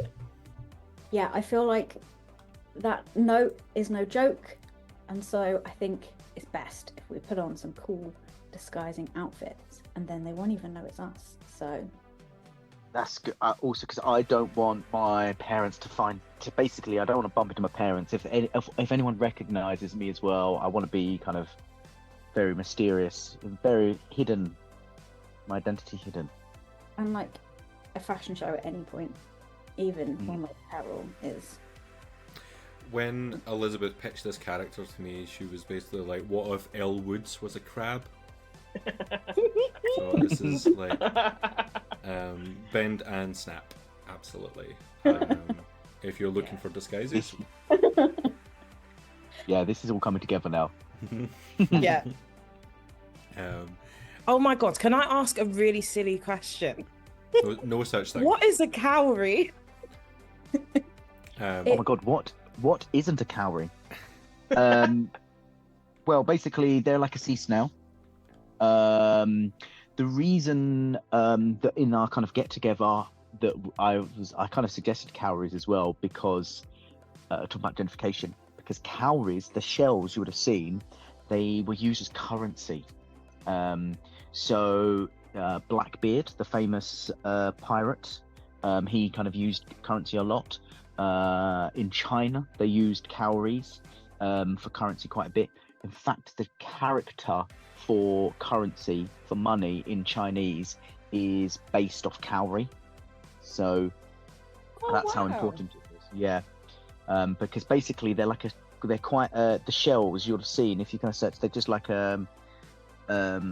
kind of curved shell, but they're really unique and they're quite sturdy as well. So they were kind of something that wouldn't break easy, but also you would kind of basically, the Chinese would get a ship, go like the other side of the world, like strip the beaches of cowries and then come back. So it's not as if like anyone could walk on a beach and pick up and go, oh look, I'm rich. It's like you still needed a huge navy to go the other side of the world and basically just like cover the beach, get all the shells off the beaches. I'm so glad I asked. Thank you. Yeah. +3, and for next roll then Chuck and Blue. I was going to add a rock pooling fact to that about cowries, that you can find them rock pooling, but if you pick up a cowrie shell, it is quite smooth. But if you and well, I should preface that if you do find stuff wildlife in real life, you need to be very careful when you are around them and make sure you handle everything gently. But if you were to gently touch the top of a cowrie shell, it feels like really glossy, which is why gloss is called gloss, because it actually has like a fleshy kind of layer that grows over the top of the shell, so it feels like very, very smooth and like thing, which is why they also like the bright white when they're washed up and dead and stuff, but on top of them they can have like different patterns. So there's like a couple of spotted cowries, stripy kind of ones, because it's actually like fleshy grains on top. Wow. Amazing. I believe you still have a +3, and they don't stack, but thank you very much for the fact. That is just as important. Where are you going to get your disguises? How are you buying them? Or does anyone have Kringle coin on them? Absolutely not. No. An endless supply of Werther's originals. And yeah. Let's eschew to the right person. That could be, yeah.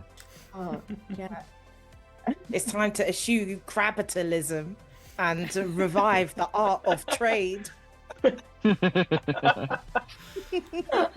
So what's the plan? Where are we getting these disguises from then?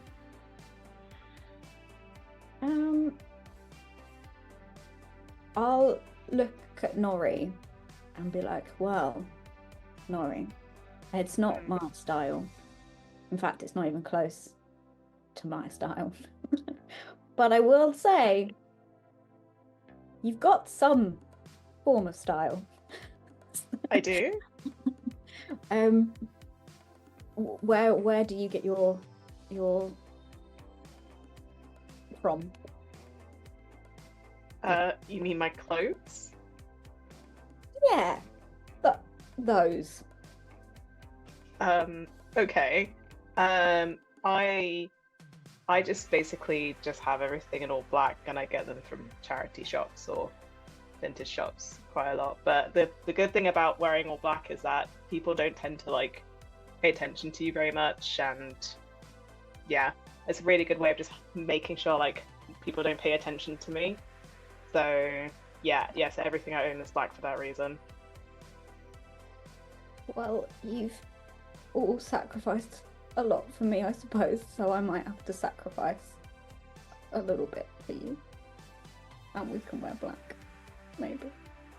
Do you want to go to my house and have a look at my clothes?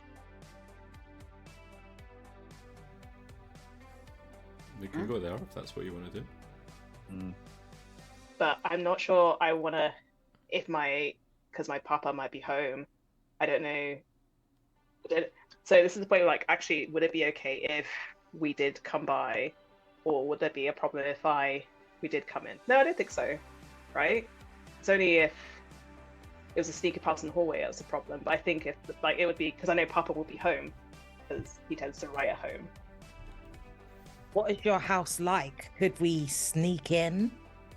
I was just trying to think. Because I've snuck out my window plenty of times, so I could probably sneak in. You have to climb up some seaweed, but you know, depending on how agile people are feeling, or I can probably grab some clothes and get them out, but just make sure that my papa doesn't notice that I'm home. We could form a distraction whilst you sneak in. What would be the distraction? I'm a very distracting individual. Okay. I mean, I'll just be there and sorted. That's Okay. your plan. Grand. You get back on your bikes and you cycle across town towards Nori's house. And is it going to be that Blue's going to go to the front door whilst everybody else tries to climb in? Yeah, I thought anyone's welcome to join me at the front, but it really doesn't matter. Yeah. Who is going to be trying to climb in, first of all? I'm wondering if I'm not a climber. I'm thinking Chuck because Chuck's an athlete. Yeah. I am very good at jumping. I could jump probably quite delicately from the ground floor up into the window. Okay. Please don't judge my room. It is in a complete mess right now, is what I'm gonna say. Okay, so Nori and Chuck, if you can both roll me a flight roll, please. Flight. And at that moment, Blue and Pinchy are going to go to the front door. Yeah. Okay. You knock on the door and wait for it to open. And a couple of seconds go by, and the door kind of opens up, and you just see this kind of red-eyed looking octopus wearing an apron and like holding over the tentacles you can see that there are like the octopus equivalent of oven gloves. Hello, hi, how can I help you? What were the rolls for the flight? 9 I got for a me. 6. A 6, and what was yours, sorry, Nori? 9. 9, okay. With a 9, Nori, you have done this quite often, so you kind of know your way up. Excuse me, Chuck, you haven't done this before. You get your legs ready to jump, and you launch off the ground, but this window's a little higher than you thought, and you're not going to quite land on the ledge, but you clip on with your 2 front claws, and Nori can turn around, grab your claw, and pull you inside. as you do so, you knock over a book that thumps onto the desk. Back at the front door, Blue and Pinchy will watch as this octopus will go, oh, what was that? Hi, how can I help you?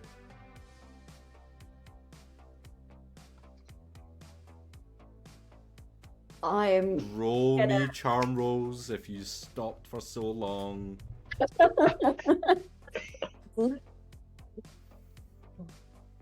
12. Oh, I'm gonna add +3 to 15. Perfect. I got 8. I'll add +3 to 11. Okay. Both of those are like. Are you friends of Nori's? Like, they're not home right now. Best friends. Best friends. Oh, it's good to see them making friends. In fact, we have come to practice our caroling. Oh well, it is Christmas Day Okay. after all. Mhm. What are you? What is this? Like an original piece or? The only thing that's popping into my head right now is the Mean Girls dance. Oh yeah. I need some extra long stockings. This octopus just like puts two tentacles towards their face and just Jingle shell, jingle shell, jingle shell. Rock as well. Jingle Shell Rock. Yes, that's a free one. Yeah, it's already written in. he's got the two tentacles just kind of folded in front of his face, and the other one, the other two, the tentacles are just kind of clapping together. He's not enjoying it. But back up in Nori's bedroom, are you just looking to grab some clothes and anything specific you're doing whilst you're here? Basically just got a big bag, trying to pile the clothes in, but also going, will this be long enough for Pinchy? Maybe. But also getting like other accessories as well, like any other like black hats or black scarves and stuff like that. But I also then look to my wall and I see all the bits of red string and the pictures I remember earlier. And I thought, maybe I should take a couple clues with me just in case it's useful later. And I pull down a couple of the cards, and I hold something up for Chuck. Like, Chuck, do you think this will fit you? Would this work for you? That works. Yeah. No. Right. Yeah. Right. Nori, Okay, and can I you also roll me pick a up like brains roll? brains roll. Sure. 17. Okay. You pick two images of two kind of brawny looking starfish who you've seen around town, thought looked shifty. And you're like, this is probably important, and popped it into your bag. What was the other thing you were going to pick up? Some spiky bracelets because, Of it course. goes well with black, obviously. Yeah. Back outside the front door, the song comes to an end going, well, kids, that was great. Keep working on it. Maybe one day they'll have you in front of the tree. and Nori too. We're all doing the same dance that Nor- you just saw. Nori's doing this too. Yeah, she's in the middle. Right. That's new for them. I didn't know that was something they were working on, but I guess I'll have a chat with them about it. Can I help you with anything else? I was in the middle of cooking dinner. I'm going to do a quick look to see if we can see the other people on the clamps yet. Around the side of the building. Yep, they are just climbing back onto the windowsill to lower yourselves back down. Could I get both Nori and Chuck to roll me another flight roll, please? Light. Whilst they're rolling that, you looking at them to see them kind of clambering down, but how well do they do it? What were the rolls? 7. One. For an athlete, I'm not doing good. I feel you. Yeah. Nori, you kind of lower Chuck like with a claw, and then like claws out to just take your time. And as soon as you go, take your time, Chuck just falls like from the first story and lands into a pile of seaweed. There's a large almighty crash, at which point like your dad will kind of like, what is going on? And will just like push past both Blue and Pinchy and come round the side and just see you dangling from the window, Chuck in a pile of seaweed. Nori, what are you doing, kiddo? Oh, I have something that might be work as the dad. There we go. Does it look something like this? There we go. You know what? Sure, absolutely. Yeah, my papa has that many eyes. Yeah. What are you doing? At least you think he does, because he seems like he's got eyes in the back of his head. Yeah. What's You think going it's going to on, be kiddo? teach dad?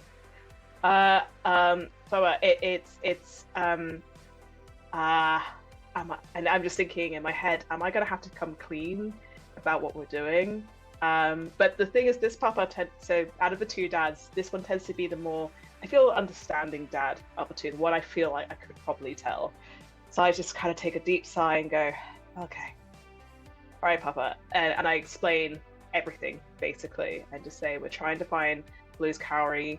I've been taking newspaper clippings for months, and I show the notebook, and I think something fishy is going on here. Pinchy put together the fact that this is to do with the clan corporation that we've seen around town, and so we're going to go then to go and figure things out now. And Papa, it's really important for me to do things that I believe in, right?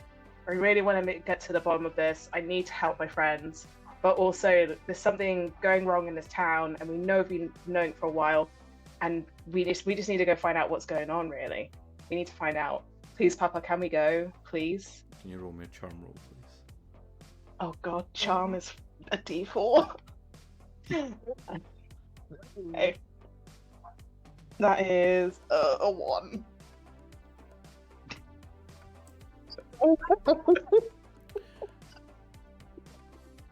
You tried to sneak in. Why wouldn't you just tell me? You know you can talk to me, right? Yeah, but I don't want to cause you and Dad any problems. And then this is the point when Nori's like, should I come clean about the conversation that I heard earlier? Should I? And I kind of go, I heard you and Dad talking earlier. I heard Dad talking to you on the phone at school, and I just don't want to be a problem for you. And you two have done so much for me, and I just didn't realize that we were having problems. Why didn't you tell me? Your papa will just run forward and like embrace you with like 6 tentacles. I don't want you to ever worry. We're gonna talk to you about it. We just haven't got to it yet.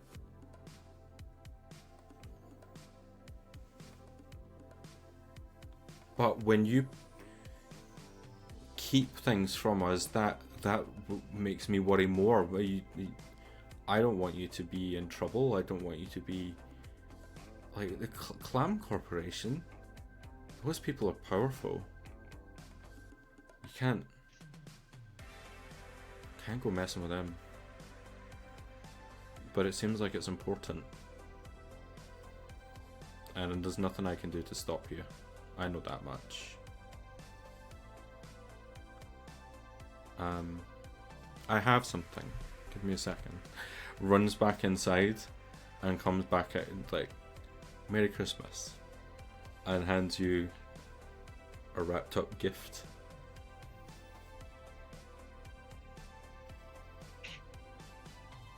For me? You got me a gift? Can I open it? Yeah, it's Christmas Day. You open it. Okay. And so Nori carefully, cautiously unwraps this gift. And inside, what's inside? It's a new shell phone. Oh, Papa, I've been wanting one of these for ages. And it's my favorite color. It's black. well, that's the standard color it comes in. You know that. Doesn't matter. Doesn't matter. It's my favorite color. But if you're going there, you need a way to tell us if you're in trouble. So you use that when you need it. And you call me if anything goes wrong. Okay. And you tell me when you're on your way back. Okay. And we'll look at Chuck, we'll look at Pinchy, we'll look at Blue. You all stay safe. And anything goes wrong, you run. Right? No. We bike. I like you. I've never met you before. You're cool. Thanks, Oxo Dad. I have a roast on. I need to get back in, and we'll run back inside to go back to the oven where, like, through the window you'll see just juggling like 8 pans all at the same time. You have a phone, you have your disguises. You're welcome to go. Climb back onto your bikes and head towards the old lighthouse, where, perched on the edge of a rocky outcrop, the old lighthouse at Clawditch, it stands as this silent sentinel almost. Really weathered stone, encrusted with barnacles, tells tales of countless storms that have come through. The bright red and white stripes that were original there have faded to these ghostly hues, and they're barely distinguishable at this point. This tall, cylindrical structure looms ominously over you. The lantern room at the top, dark and empty, but it's casting long shadows onto the path as you get up to it. And it's as though the water here gets murkier as it becomes more difficult to see. But because, Nori, you picked up those images, you notice 2 shapes walking on either side of the perimeter of this lighthouse. 2 starfish, large, powerful, muscular, walking on 2 of their 5 arms, the others stretched out. And you see the large central disc on these starfish glowing, casting an eerie light out.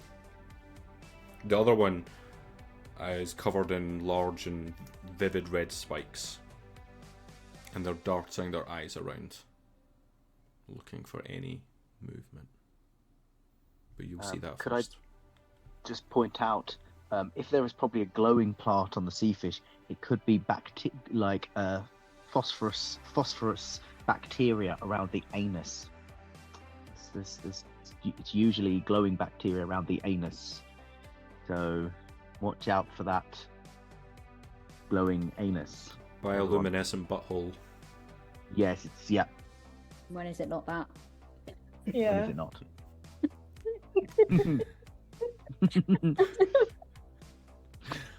Every Friday night is bioluminescent butthole.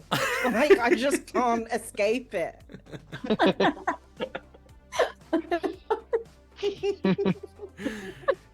You see these 2 figures ahead.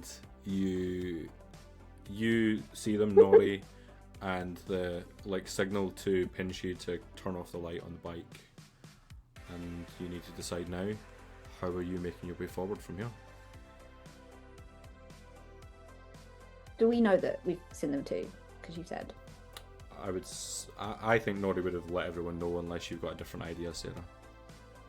No, I think that's what Nori were doing. Show the two pictures that I brought from my room. Nice. Blue's gonna be like, I've heard through the rumour mill that actually, starfish, if these are they look like starfish, and if they are starfish, then they absolutely love a bit of muscle. That they go there and rave reviews whenever there's mussels. So if we distract them with that. Oh, I'm so cute. I've even got a tiny muscle with me. Just like that. If you distract them just like I was distracted when I said muscle. We know it works on crabs. Yeah. Biologists, so starfish should be fun. So, you're thinking of trying to get crab muscle distraction? How would Can you I- like to do that? See if there's any muscles around. You can absolutely look for some other sentient creatures to feed to the starfish. You make me a brains roll. if you Only like. we can only feed sentient creatures to them. Yeah. Non-sentient creatures, no. Nope. Sentient only, Nope. yes. Oh, yeah. Okay, good. Yeah. I didn't even I thought that. I actually have an intuitive adversary token, so can I use that to see if there's anything in the surroundings? So that would be adding a +1 to a roll. Oh, right, sort of. Yeah, yeah. What was so, the roll? brains for me.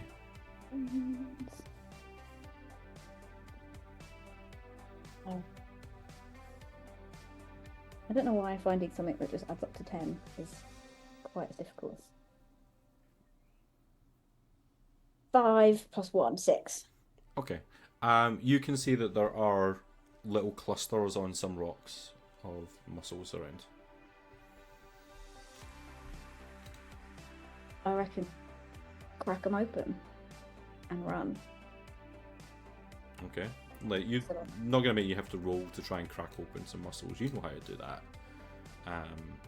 You grab a handful, and you got them. What is the plan with them now?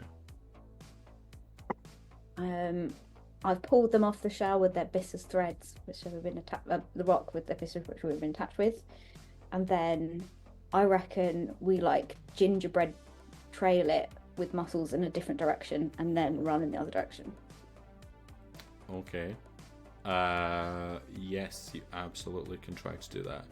Can I get you, if you're doing this, to make me a flight roll? And if anyone is helping, you're welcome to help and do the same thing. Oh, wouldn't it be so nice if people helped? So I'm gonna say because I default. I want to double check to see. Did I put loyal as one of my traits?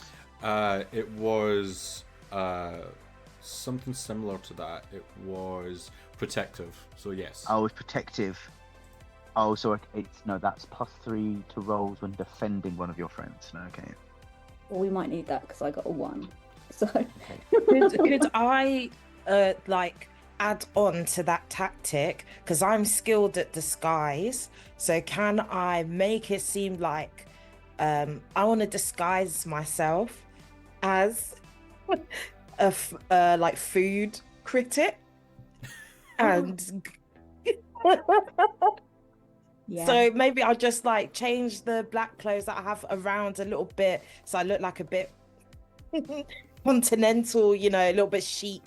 And then I want to go up to the starfish and be like, you guys here for the you know, secret tasting menu too? You walk up and they don't say anything. They just like look directly at you, quizzically. You make me a charm roll. Yeah. As they hear the kind of clumsy noise of Blue trying to like create a Hansel and Gretel trail of mussels. So the charm roll was an 8, but because I'm skilled at disguise, if you think the difficulty's 9 or less, I automatically succeed, or I add 3 if I need to roll, if this is part of the disguise. No. So can I add 3? I'd say that you just succeed on that with Woohoo! that ability. They're convinced that you are a critic. They don't know anything about a tasting menu, and they look at you, quietly. These kind of fine dining places, it says a tasting menu, but there's only one course. They just serve it to you over and over again in tiny bites. You guys are a fan of mussels? They both kind of look at each other, and as much as a starfish can salivate, And it's a kind of like really bougie place where they don't even put it on like a plate or anything. It's just around. You have to just find them and pick them up and eat them on your way. Yeah, I just can't, I guess someone who maybe love mussels more than me might find the start of the trail and then follow it to the big finish, but I'm just not that skilled. Where is the big finish right now, Blue?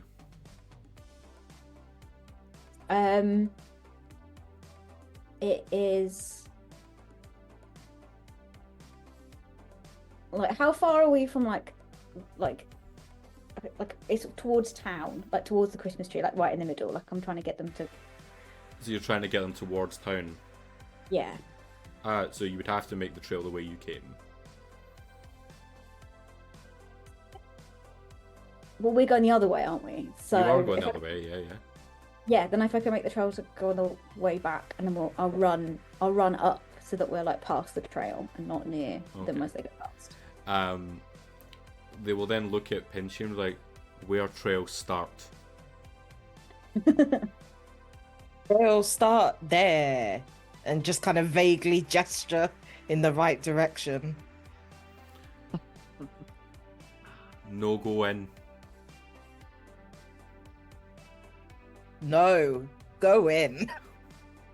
And they will kind of nod and walk past and start to like pick up mussels and like put them into their anus and walk on to the next. I just like starfish throw up their stomachs outside of their body to eat mussels, and then they dissolve it and slip it back in. So yeah, they're not doing that right now because like I think that like all of the crabs would have to make grit checks to make sure they're not going to vomit watching that happen. But to add to that, also some starfish they share a mouth and an anus as well, so it would be their mouth anus prolapsing around the food. So yeah, I don't think we've got enough grit checks for that.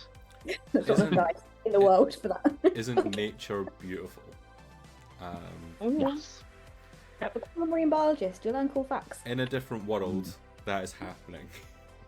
As these two guard starfish move forward and start to pick up, in whatever fashion we want to say, using our imaginations, eat mussels, leaving the entryway towards the lighthouse open.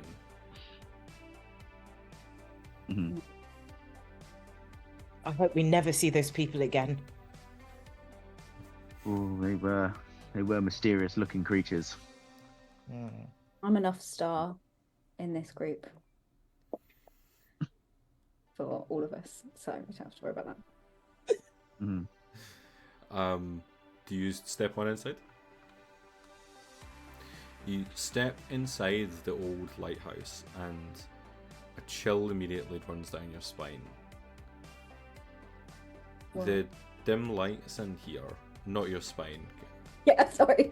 That was starting. Having to just like flip to think, you're an invertebrate. A chill runs across your exoskeleton. That better, Elizabeth? You happy with that? Thank you. Yeah. Sorry. I was like screaming out, like, oh no, don't say invert. Dim light filters through this narrow, grime-covered space through the windows outside. Long shadows dancing across the wall, and this is a labyrinth of decay. But at the center, you see a spiraling staircase that makes its way to the top. Oh, fantastic. Spiral staircases are so much easier for us. It's just sideways all the way up. Yeah. Yeah. Do you all just head on up?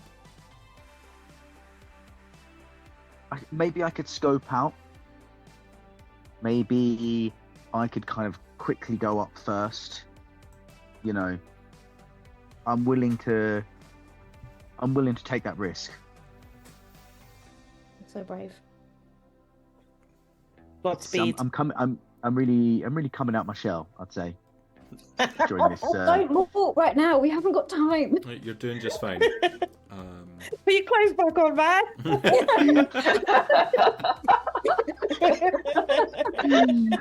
Oh, is this not that kind of? Okay, sorry. Yeah. Yeah. You can make me a flight roll, please, as you're going. A flight roll. Let me check what my flight is. D8. Okay, so I've got myself a D8, and and it's a 4. You start to wander up these stairs, and it is creaky and loud. You're making lots of noise. You hear movement above. And everyone else, you hear the movement at the top. Nothing comes out yet, though. Okay. I'll continue. Okay. You're about halfway up now. And the creakiness kind of stops, and nothing seems to be coming your direction right now. That's good. I'll start to follow up the stairs, I think. And can you make me a flight roll, please, as you do so? Yes. Uh-oh, that's not a good skill for me, but that's okay. It's a 6. Okay. It's creaky again. You hear more movement up top. But it doesn't seem to be changing. Nothing seems to be happening. Seems okay. You think you can keep going? Okay. Blue, Nori. I'm ready to go up.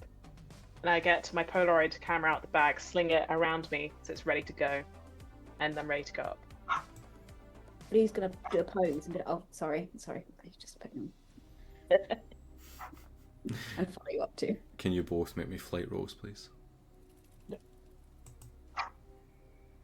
8. So back in 2 seconds. My dog is barking. No worries. I got a 4 and it's exploding. Oh, an exploding die. Amazing. And a 3. So a 7. 7. Okay. You got any +3s, or I don't know if we need it. I can re-roll a dice, but I don't think rolling 4 is gonna do much. But in No, this you're smashing moment, it. Chuck comes back holding a very fluffy creature at the top of the stairs.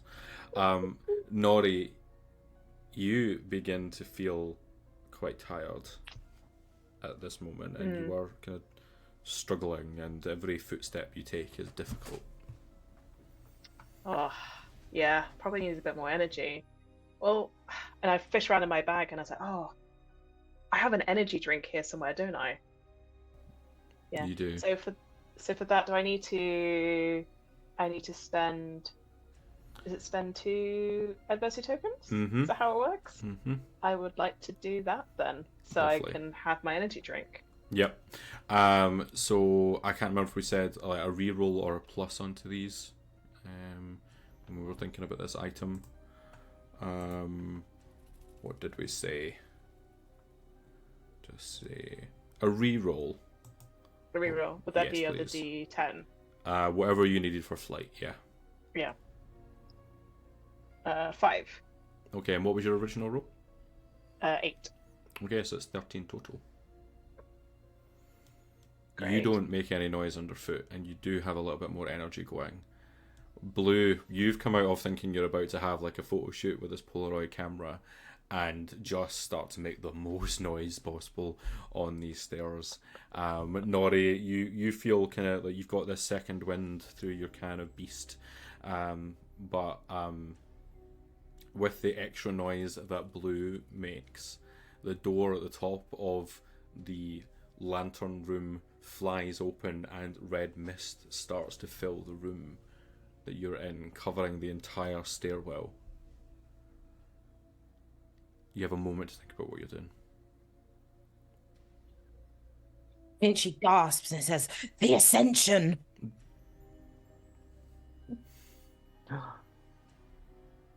I'm getting ready for fighting stance. I've got my claws up. Okay. You ready for that? I'm ready. I'm prepping. Nori, Blue. I am going to use my swimming legs and hopefully really get my phone. Oh no, I'm going to lob my phone. I'm going to lob my phone. I'm going to open it. I'm going to lob my phone to the farthest corner of the room. And then I'm going to ask Nori to give it a call. So Nori gives the phone a call. The phone rings. Hopefully it should just answer magically because I haven't talked to it yet. Yeah, I can answer. Yeah. Sure. Okay, so that's my plan, is that I'm gonna wait and then see, and then I'll try and throw my voice to the corner, so they think I'm over there if they can't see because there's red mist on the stairs. Do you want to try and throw your voice to a phone that's far away? Yeah, so they think we're over there instead. Okay. Are you proficient in like any sort of kind of acting or ability to throw your voice? I'm proficient in phone calls with many people. So no, So- then. No then. Yes. Okay. Yeah. If you could make me a charm roll, please. No, actually, this would be evading a problem. Flight again, please. Oh, that went from a D20 to a D4. So. 2. You just hear a voice from the mist go, "Do you really believe that I was born yesterday?" While honestly, I couldn't care. And what brings you here? You're not meant to be here. It's Christmas. Why aren't you at home with your family?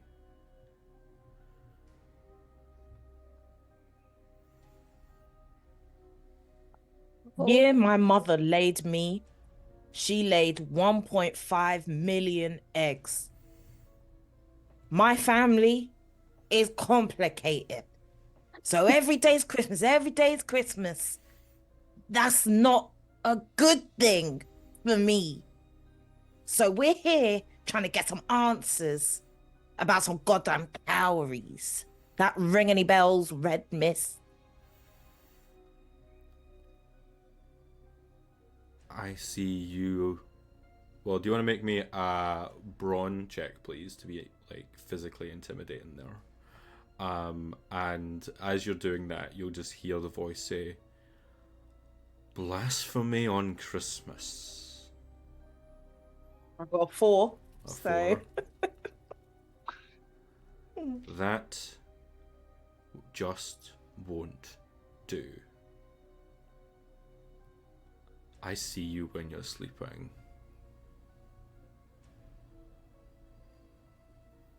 I know when you're awake. I know if you've been bad or good. And coming here, that was such a mistake. And at the bottom of the stairs, you just see this red mist reforming into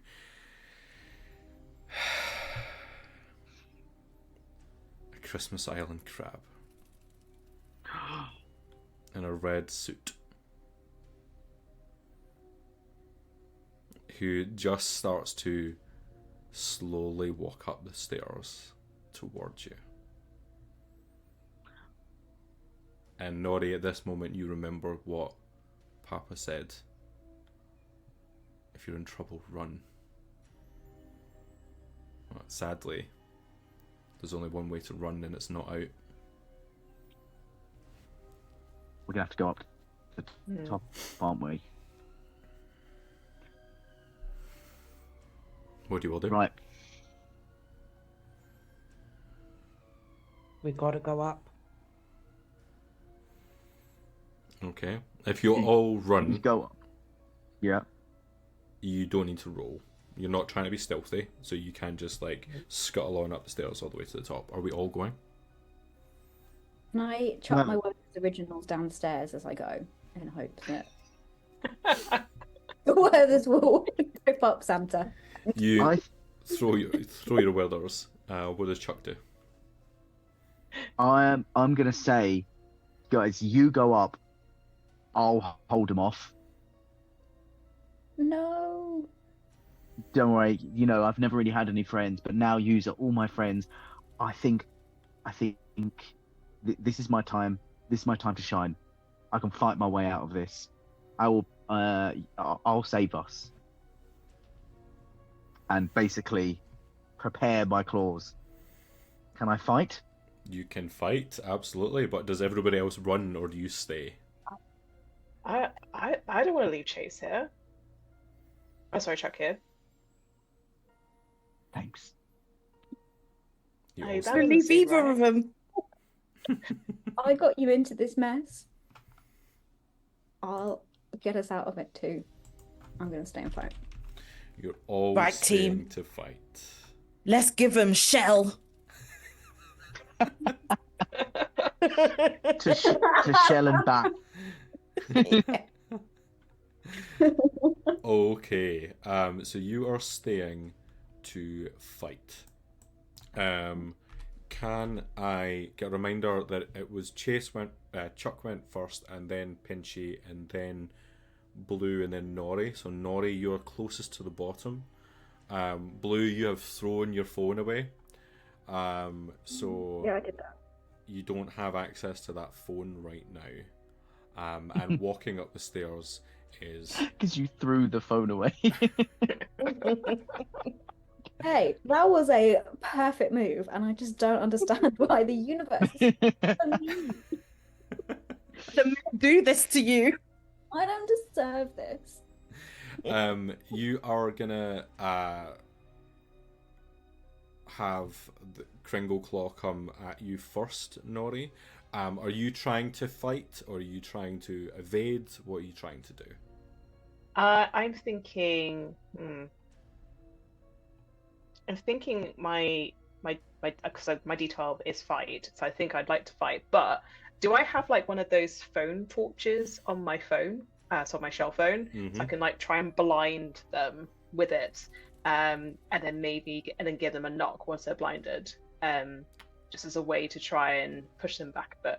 You absolutely can. So you can flick on the light on your phone and try to shine it in Kringle Claw's eyes. Can you please make me a fight roll, please? Okay. So this is at the D12. Yeah. 9. And I'm rolling the equivalent dice on the other side to see how we match up, and he rolled a 1.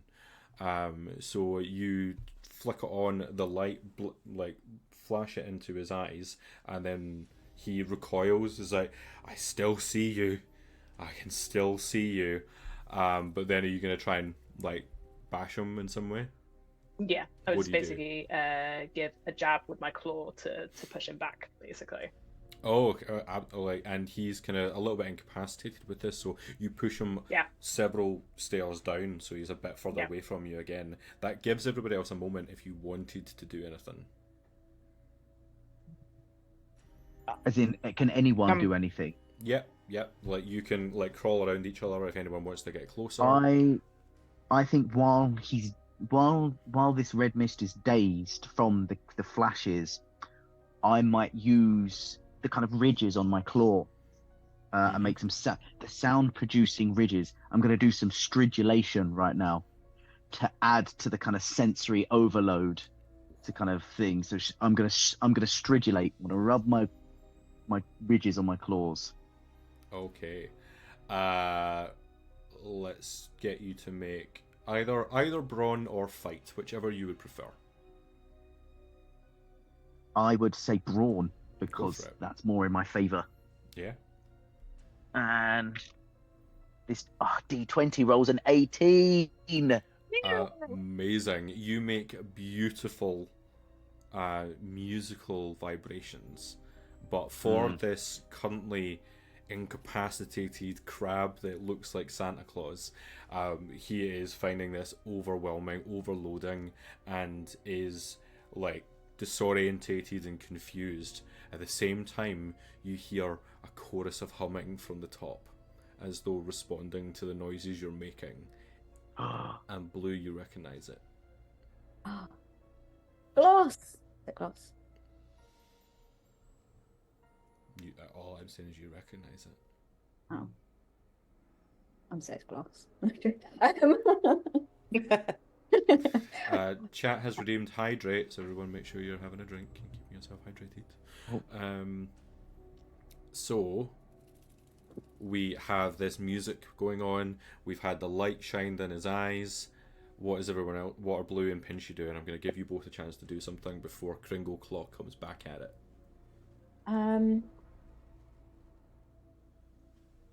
Devil crabs, which is the species of crab that I am, if you ever see them, you can find them rock crawling in the UK. They have beautiful red eyes and these beautiful like blue legs. But compared to other crabs, they are so aggressive.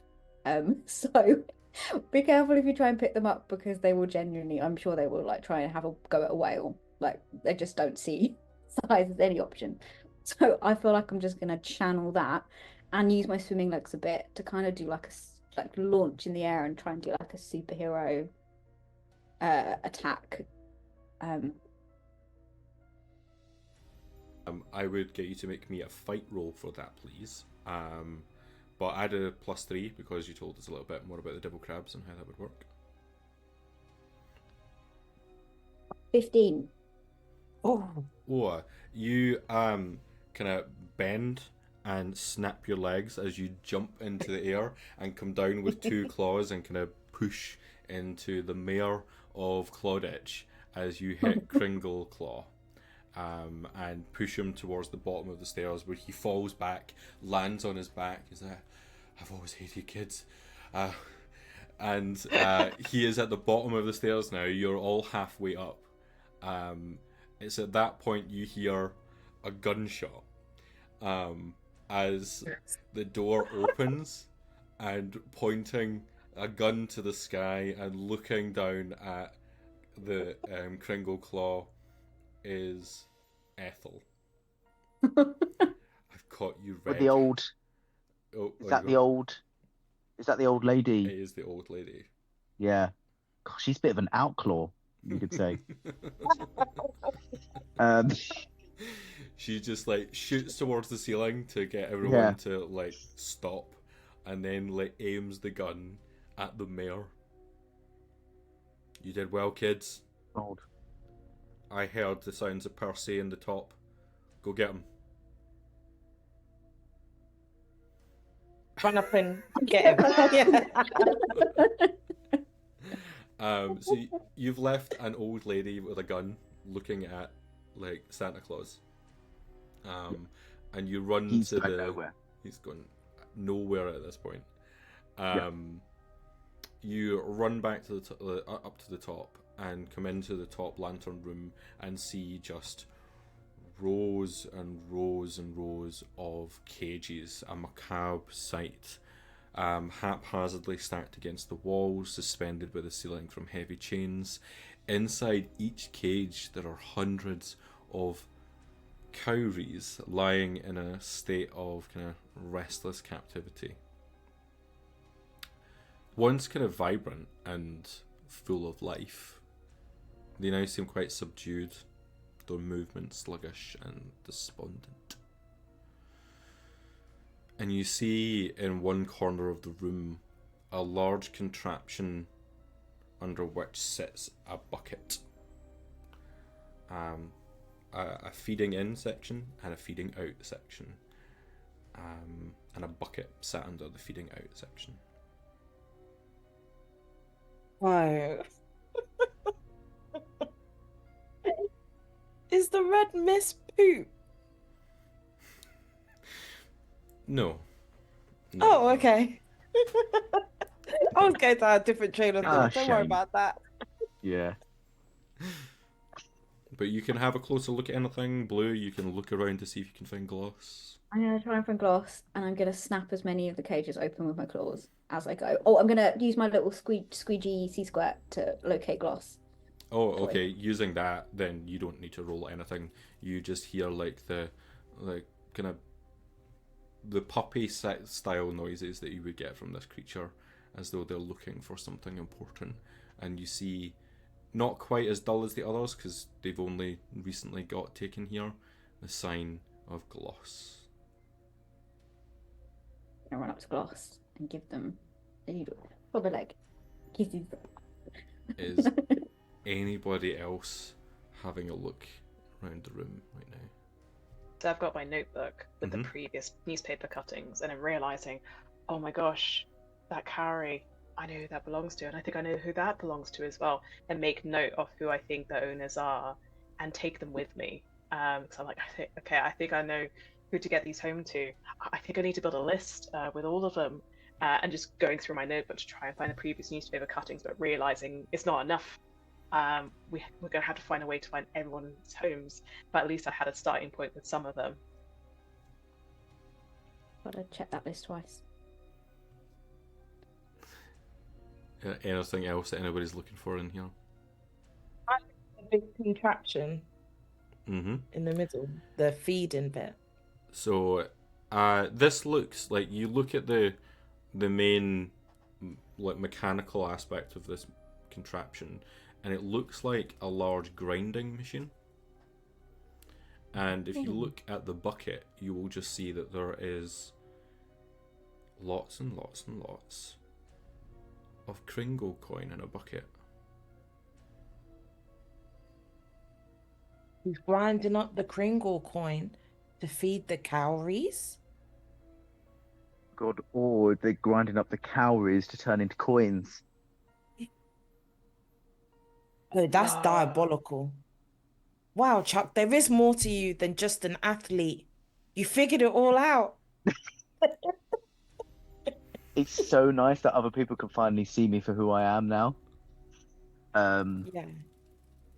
Oh my God, is that what's happening? Next to the contraption, you just see a number of papers. One that says at the top, Clam Corporation Production Records. Oh no. Well, we're gonna have to read that. Yeah.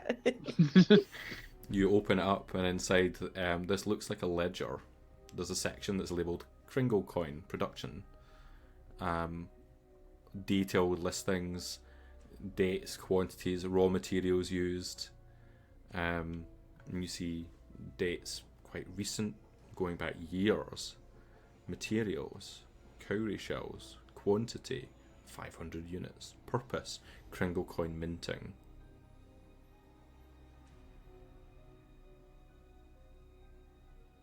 What have we uncovered The here? mayor's going down. That's like 34 felonies instantly.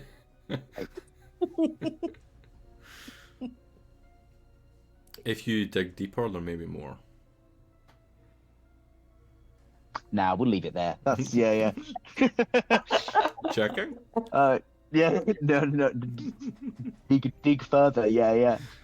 Get through or As you're moving through this ledger, you can see that there's a small sealed envelope, stamped with the mayor's official seal. What does the official mayor's seal look like? Just out of curiosity. This is a wreath, like a Christmas wreath, with red seaweed ribbon around it. Nice. we open the envelope. And inside, there is a single letter that reads, Dear Mayor Kringleclaw, as per our agreement, we have successfully processed the latest batch into Kringlecoin. This method ensures a continuous and stable production of our beloved town's currency. Rest assured, the residents remain unaware of the true source of our material. Your leadership in maintaining the festive spirit of Clauditch is invaluable, and we are committed to supporting your efforts. We will be expanding out into the more middle-class areas of town now that we seem to be exhausting the current stock. I hope this letter finds you well. Sincerely, Charles Cuttlefish, Clam Corporation Management.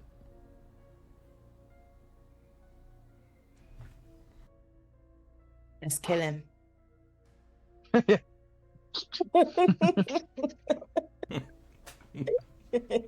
You can take photos, or you can take directly the ledger. If there's anything that anybody specifically would be taking here. Yeah, I'll be taking all the Polaroids, sticking in my notebook. Do you all want? You can all have a copy if you want. Like, if you want to take my camera. Please, thank you. Yeah, I'm going to start a conga line-esque version of all of the. Cause it's going to take a while to get all these cowries out. Like lining them, follow the leader, pick a pair, make sure you don't leave one behind. Okay. Oh yeah. So you're on cowrie duty. Okay. Mm-hmm. You're on I'll cowrie pick the duty. ledger. I want the raw material, the raw data. You've got the ledger. Nori, you'll be taking photos. And you are. There's nothing else really here that you could see would be of use, but you have got a lot of information. Yes. I'm thinking we haven't heard anything. The mayor is still. There's nothing happened downstairs since we've been up here. You haven't heard anything, but I haven't heard anything. You haven't heard anything.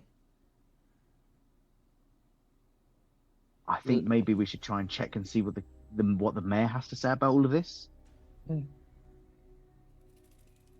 Because this is pretty spoopy. Yep. Let's give him shell again, verbally this time.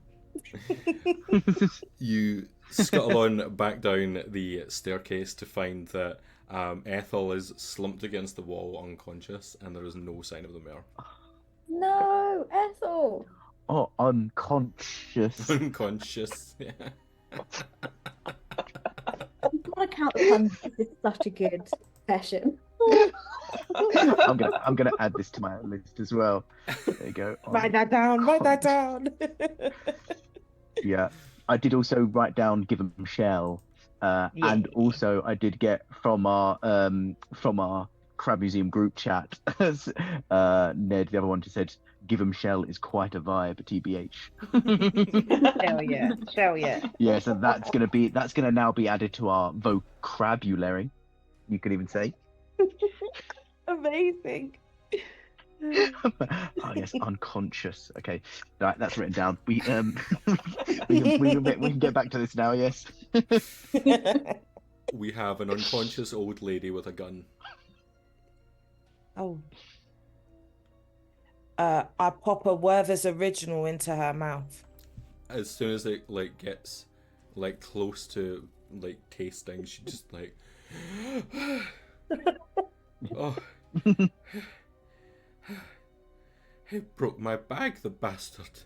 And you see that her handbag is ripped, and the bullets that she had are gone. And he disappeared into mist. I don't know where he's gone. Please give Ethel her bag. My little pink bag. I'm going to hand it to Ethel. You absolutely can. I love that in the chat we've had the last two messages have been Ethel for mayor and then justice for Ethel.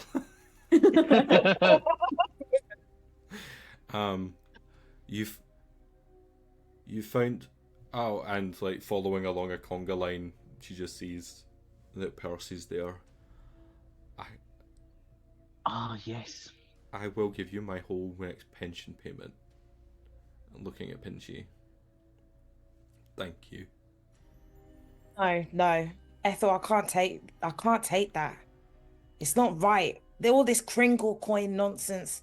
It needs to end. All this Christmas stuff. Tomorrow, Ethel, I promise you. Tomorrow will be Boxing Day.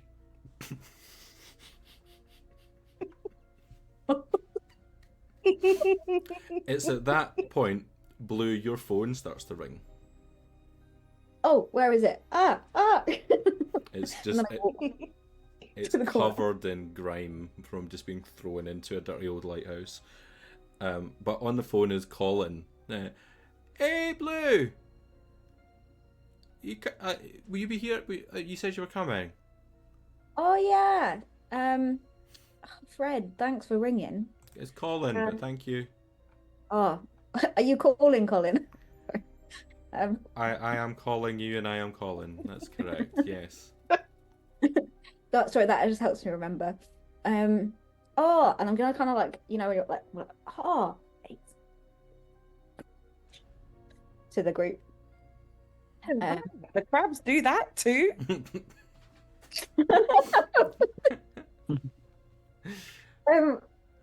I go, yeah, you know what? Yeah, we will go to the party. Oh, amazing! We're just setting up with karaoke. We've got a projector on. I think you'd do really well. I heard you were performing outside, like doing carol singing earlier. Maybe you could do that here. Yeah, you know what? That sounds really good. I'd love to be center stage always. It's all right if we bring some friends. More the merrier. Anyone's welcome. Perfect. Pinchy grabs the phone for a moment, says, "Colin, do you have bullets?" And then hands the phone back to Blue, like. It's just silence. Just gonna hang up. At the other end of it, there's just a crab with a red cup going.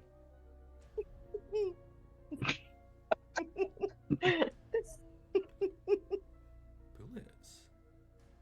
Yeah. And Pinchy's like, the phone's gone. Yeah. Are you going to the party? Oh, sorry, guys. Well, it sounds like the party's getting started at Collins. Mm. I wouldn't mind doing a bit of karaoke. So I'll recap some of the information. You did say that the letter was written by Colin's dad, who is on the board of management at the Clam Corporation, and he very specifically said that there is a projector, microphones. Interesting information. And this would include like an overhead projector, or one of those like old school ones that you could like place something on, like a document, and have it displayed onto a wall.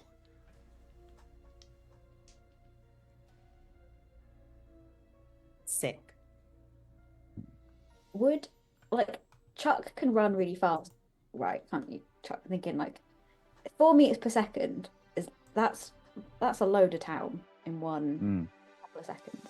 So I might suggest that we do a quick mini side quest and try and go around and get all the little like numbers of all the missing calories of all the people and get them to go to the head to the party too.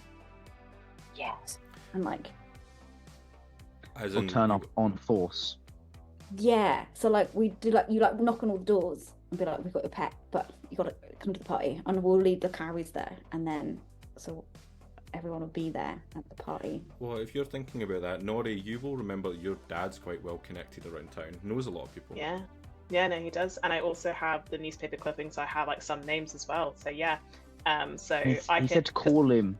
Yeah, I was just gonna say, like, now that I have a shell phone, I should give. Do you mean dad or teacher dad rather than sorry, writer? Papa, who gave you the phone? Papa, yeah, because I was just thinking. So I'm gonna give him a ring, and see if he can make that happen or help make that happen. He's like still like juggling pans. Hey, Nori. Hi, Papa. So we've just found out that Colin's dad. What was his name? Colin's dad? I forgot. Charles. Surname Cuttlefish. Cuttlefish, thank you. We just found out that Charles Cuttlefish, so you know that he's like the head of the Shell Corporation, right? Oh, the clam folk. Yeah. Sorry, Clam Corporation. Legally distinct. Yes, yeah. Oh, yeah, very, very, yeah. Similar logos, but you know. But yeah, so it turns out he's the head of it.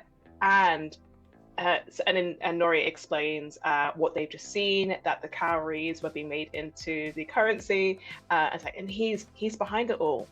He's behind it all, Papa. So our plan is to go to Colin's house and present the evidence to everybody and show him who he is. So could you help us do this? Can you help us get everybody who's been affected around town? Because you know everybody, don't Well, you? I can post something on like the Myland community. That'd be great. Yeah, that'd be really great.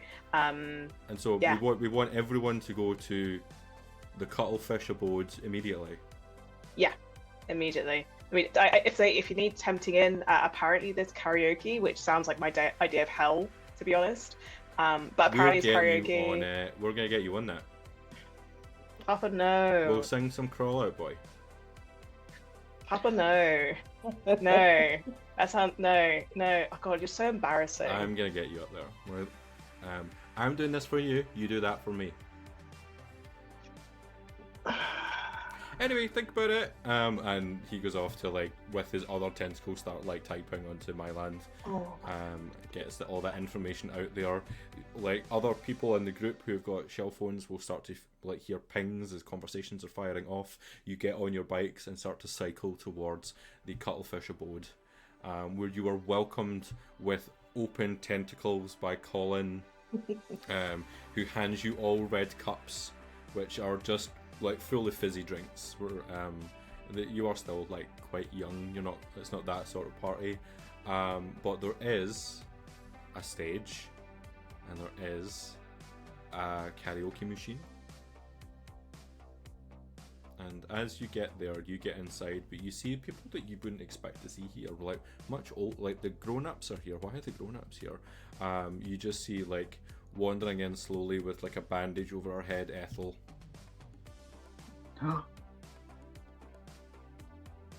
And what would you all like to do? Does she look well? Like, has she walked in?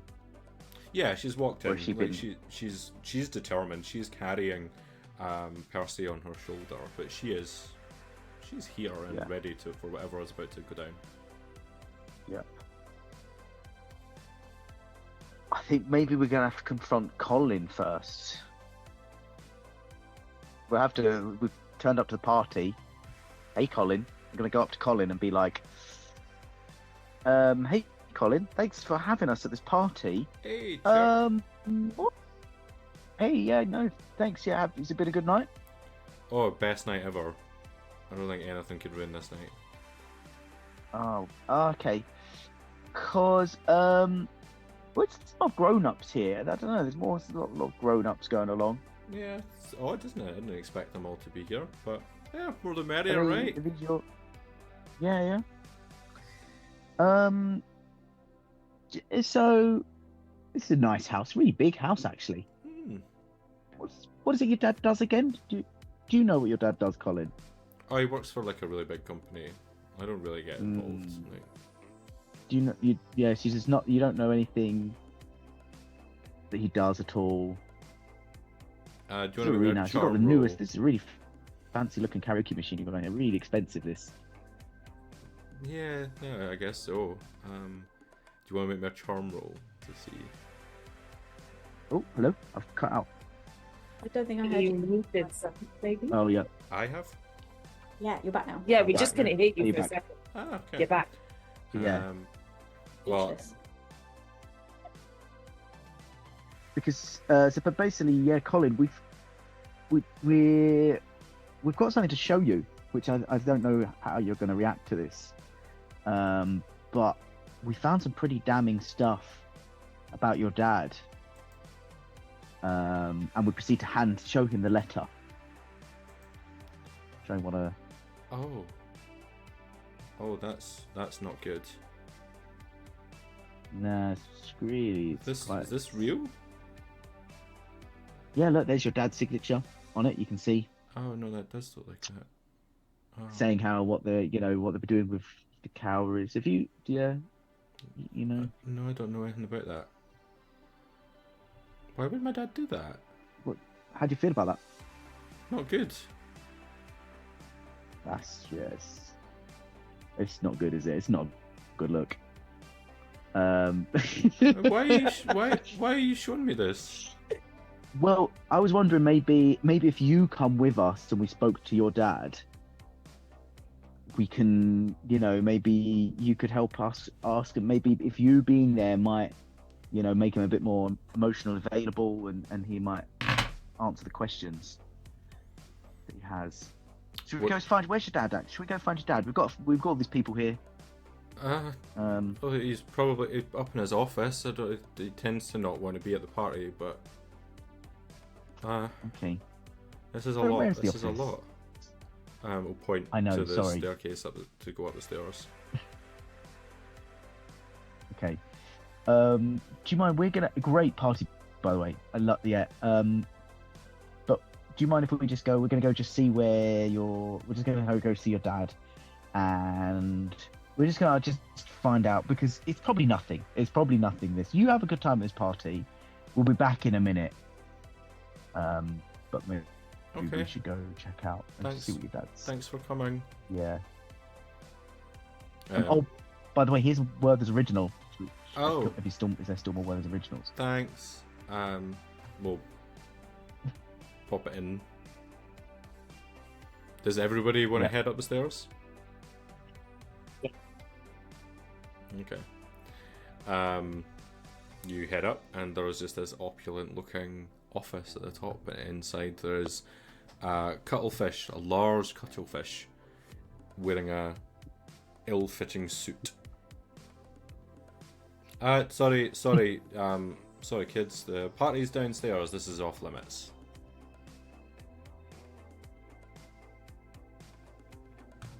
Oh, What do sorry. you Sorry. think? Well, so yeah, no, we've actually come up to speak to you. So is this Charles or is this a different? This is Charles. This is Charles. Yeah. Hey. Yeah. Sorry. Yeah, we've just come to see to you. I was wondering if you've seen the mayor recently. Would you like to make a brains check? And anyone can make a brains check if you like. A brains check. I can I do a do not brains want check. to do a brains check. Yes. I could do a brains check. Like it's a D20. Go for it. Yeah. Are you fucking kidding? Sorry, I got a 2 out of 20. I have a D20. I got a 2. I got a 9. Where? Remember, anyone can add adversity onto anything if you would like to. Ooh. I mean, I And you do can have help. that. You can help other people to do it as well. I have one adversity token from earlier. I feel like you re-roll with a d20. Like, see if we can. Is there a way for you to reroll? You got an ability to do that? I don't think so under the circumstance. I don't know. He just says that in that case, then the mayor. Why would the mayor be here? It's Christmas Day. Of course, the mayor's at home with his family.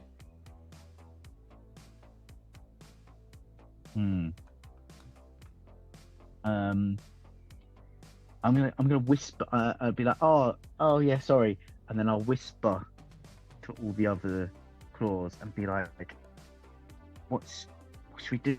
Should we just confront him? We've got the letter. Oh no, we've got the picture. We've got a picture. We can just show the picture because I'm afraid he might just steal the actual letter. The real one. Mm-hmm. Should we Yeah, show him a let's picture show him of the some of the picture. evidence? Can we confront him? Yes. Yeah. As you go to confront whoever it is confronting, would like to make me a brawn roll, please. You Oh. roll brawn and I'll lock the door. I'm gonna go roll brawn. All right, I'm gonna confront him and say, after rolling my d20 with a 14, and I think I have a +3 from earlier. You do? Didn't write it down. I do. I'm gonna +3 it as well. How do you explain this? And I'm showing this very incriminating evidence. Charles. Where did you get that? Where do you think? You know what this means, right? Yes, but maybe if you explained it to the others. I can't let you leave. And is going to go for his desk. Yeah. Is anyone doing anything in this moment? When you say he's going towards his desk, Mm-hmm. I'm gonna unlock the door and shout out of it, Ethel!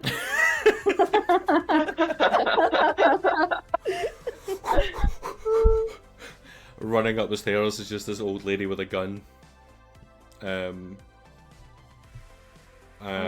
He is getting towards his desk if anyone else is doing anything. Can I? I tried to.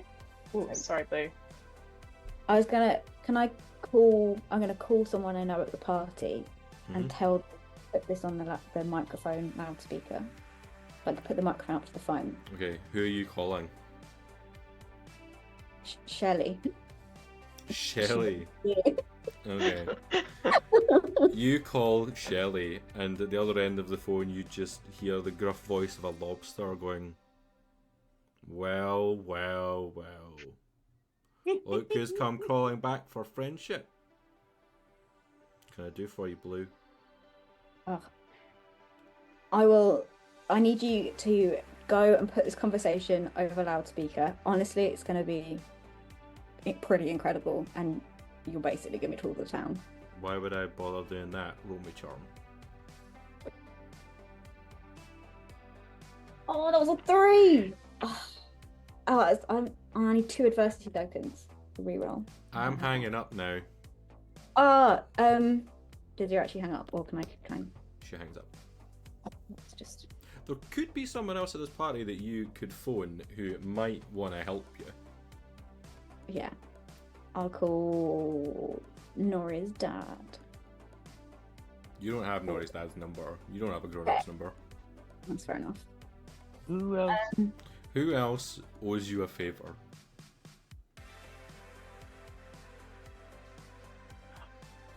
No, we've got Ethel.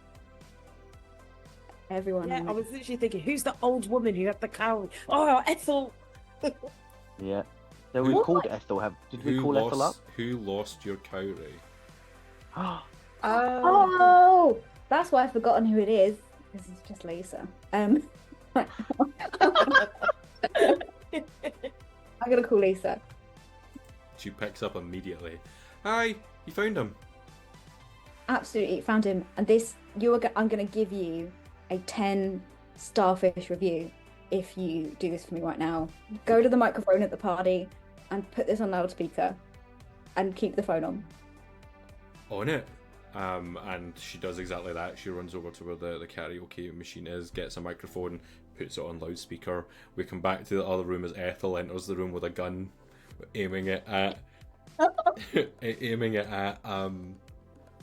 Charles Cuttlefish, who's heading towards his desk. He pulls out a gun and aims it back at everybody else. What is the meaning of this? Why would you bring this nonsense to my doorstep? My son's birthday? You do this on my son's birthday? It's not nonsense, Charles. You know what it is. What?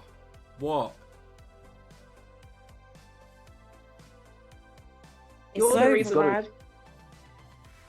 why. You're the reason why all the cowries been disappearing in town. There's been evidence for months. I've just not been able to figure out why they've all been disappearing. But we now know it's you. We have evidence. It's you. You've been turning them into the currency. That's what you've been doing all along. Why did you do it? Why would you do that to the cowrie? I don't care about the cowrie. I don't care about what we've been doing. As long as I can keep paying for things for Colin and my family, I will do whatever is needed to make that coin. Shut the door, you're not leaving. You're gonna kill us, Charles? That's what I need to do. And you just hear from down the stairs a huge party of people all go, and he hears that. He's like, wait, what? And then, like, running up the stairs are more adults. Into the room comes Papa. Into the room comes the history teacher from earlier. Into the room comes shopkeepers. into the room comes all sorts of other people who have been impacted by the ongoing Christmas every single day that they cannot afford to do. And they look at the cuttlefish, and he just looks around at everyone's like, it was the mayor's idea. I had nothing to do with it. It was the mayor. He's Where's the mayor then? I haven't seen him. Right. Yeah, because again, to point out, we have this evidence that says that you were convincing the mayor to do this. You can't hide behind your lies anymore. And at that moment, he just like points a tentacle towards a bookshelf at the other side of the room, and wanders over, pulls a book out, and it like shows a panic room inside which there is just this Christmas Island crab in a red suit, looking dejected and out of breath, having a bit of a panic. And the mayor and the Charles Cuttlefish are led out by the authorities. And Christmas ends. That's a wrap. Tomorrow will indeed be Boxing Day. Oh, wow. Oh, It's like a slow motion, like jump into the air, and it like freezes, freeze frame. We go to an epilogue, or prologue, epilogue. What is the one that comes after? Epilogue. Where we see Blue in the garden, like running around with this very slow, like moving cowrie, and as you're like smiling, the frame freezes and it says, "Blue had a lovely summer after this all ended, and made even more friends." We then cut to Nori. It's like, Nori and their parents stayed in town, and Nori's parents decided to take them all on a long-needed vacation, a writing retreat. We cut to Pinchy. Pinchy is still trying to figure out the message in a bottle cipher. You'll get there eventually. And you're like still just, you've got like claws on your head looking at like seaweed on a wall. And the final one is Chuck, and you are in a music class. You're not spending all of your time out on track and field, and it freezes to say Chuck had a long conversation with his parents about the things that he wants and how that matters too. You think that's the last freeze frame, but then we cut back to an old lady sitting back down at a chair going, "That's one for the books." Freeze frames. Ethel lived another 45 years. Cool. Isn't she just polishing her gun in this scene? She got her gun. Yeah. She got her gun license and takes on vigilante work on the weekends. And I think then pan the camera to the mayoral chain. Yeah. Maybe she becomes mayor after this. She's the mayor of the town. I think she has to. The tree at the centre of town is demolished and taken away, and people celebrate the holidays in a more appropriate and financially stable fashion. And that is the end of Above the Clock. Thank you so much for a very, very silly story that went in ways that none of us could have predicted. I had so much fun. Thank you to folks who have been watching, whether you've been watching us on Twitch, on TikTok, on Twitter. I at least have had an absolute blast doing this. I'm going to go around the group to say a little bit about who you are and where people can find you, starting in reverse order this time. We're going to come to Sarah. You can find me on Twitter, Instagram, and TikTok. I think it's Sarah_Cosgriff on Twitter, and then ace.psycom with 2 M's on Instagram and TikTok. Thank you so much for playing with us. Thank welcome you. to Chase. You can come visit the actual Bricks and Mortar Museum in Margate, where you'll learn about crabs and the wider world, and maybe a bit about yourself. But if not, you can follow us on Instagram at Crab Museum, or on Facebook as well, where we post award-winning content. We actually won an award for it. So you can see lots of unhinged, silly memes that relate to science as well. Thank you so much for being here. Thank you so much for being up for us putting on this very, very silly adventure. Highly appreciate it and love everything that you and the rest of your team do at the museum. Rachel. Hello. You can find me here on Twitch or wherever you're watching this stream regularly. And you can also see me on Sunday at UK Games Expo, where I'll be playing a game of Paranoia with a bunch of amazing people, some of whom you'll recognize from our Playing for Palestine series, or our show at the Vagina Museum. We've got Naomi Thinks, which is really exciting. Or on Tuesday, you can see me at Cheltenham Science Festival, where I'll be playing Would I Sigh to You, a comedy panel show where I will tell the truth or lie. I'm probably going to tell the truth. The truth is more interesting. I love science. So, yeah. And then I'll be back here every Sunday, as usual, with our long-term campaign, Witness to Ruin. So that's me. And I'm sorry, that pun, would I sigh to you? Oh my god, that was so good. Yeah. Yeah. Elizabeth? Amazing. You can catch me and Marine Mumbles on YouTube. I have literally hundreds of videos about rock crawling and awesome sea stuff. And on TikTok and on different social medias. I'm actually going to the Crab Museum for the first time tomorrow. So if you want to see someone just be completely like, amazed by the awesome Crab Museum, then go check me out.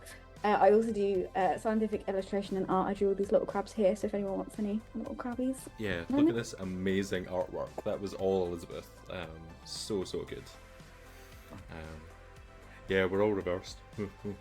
And I have been your Game Master Sam Langford, or Sam Size on Twitter, Instagram, and sam.size on TikTok. I am part of the team here at Science and Sorcery, where we put on games that combine STEM and TTRPGs and smash them together, working with amazing partners like the Crab Museum, like the Vagina Museum, and in the coming weeks and months, even more exciting things, like genuinely things we're putting together are really, really cool. On the 27th of July, we're going to be at the Royal Institution in London with some live shows where I'll be there, Rachel will be there, we'll be playing some TTRPGs in front of live audiences in the Faraday Lecture Theatre. It's going to be so much fun. You can see me on some other upcoming streams that haven't been fully announced yet, but as part of Pride Month there'll be things coming out. I'm going to be on a couple other podcasts as well. I'm really excited to be doing more and more and more of this, and I'm so excited to have played Kids on Bikes. It's such a cool system. Thank you all so much for watching. Thank you all so much for playing with me tonight, folks. I've appreciated it so much. Take care, everyone. Stay safe, and hopefully we'll see you all again very, very soon. Good night. And stay closome. Stay closome.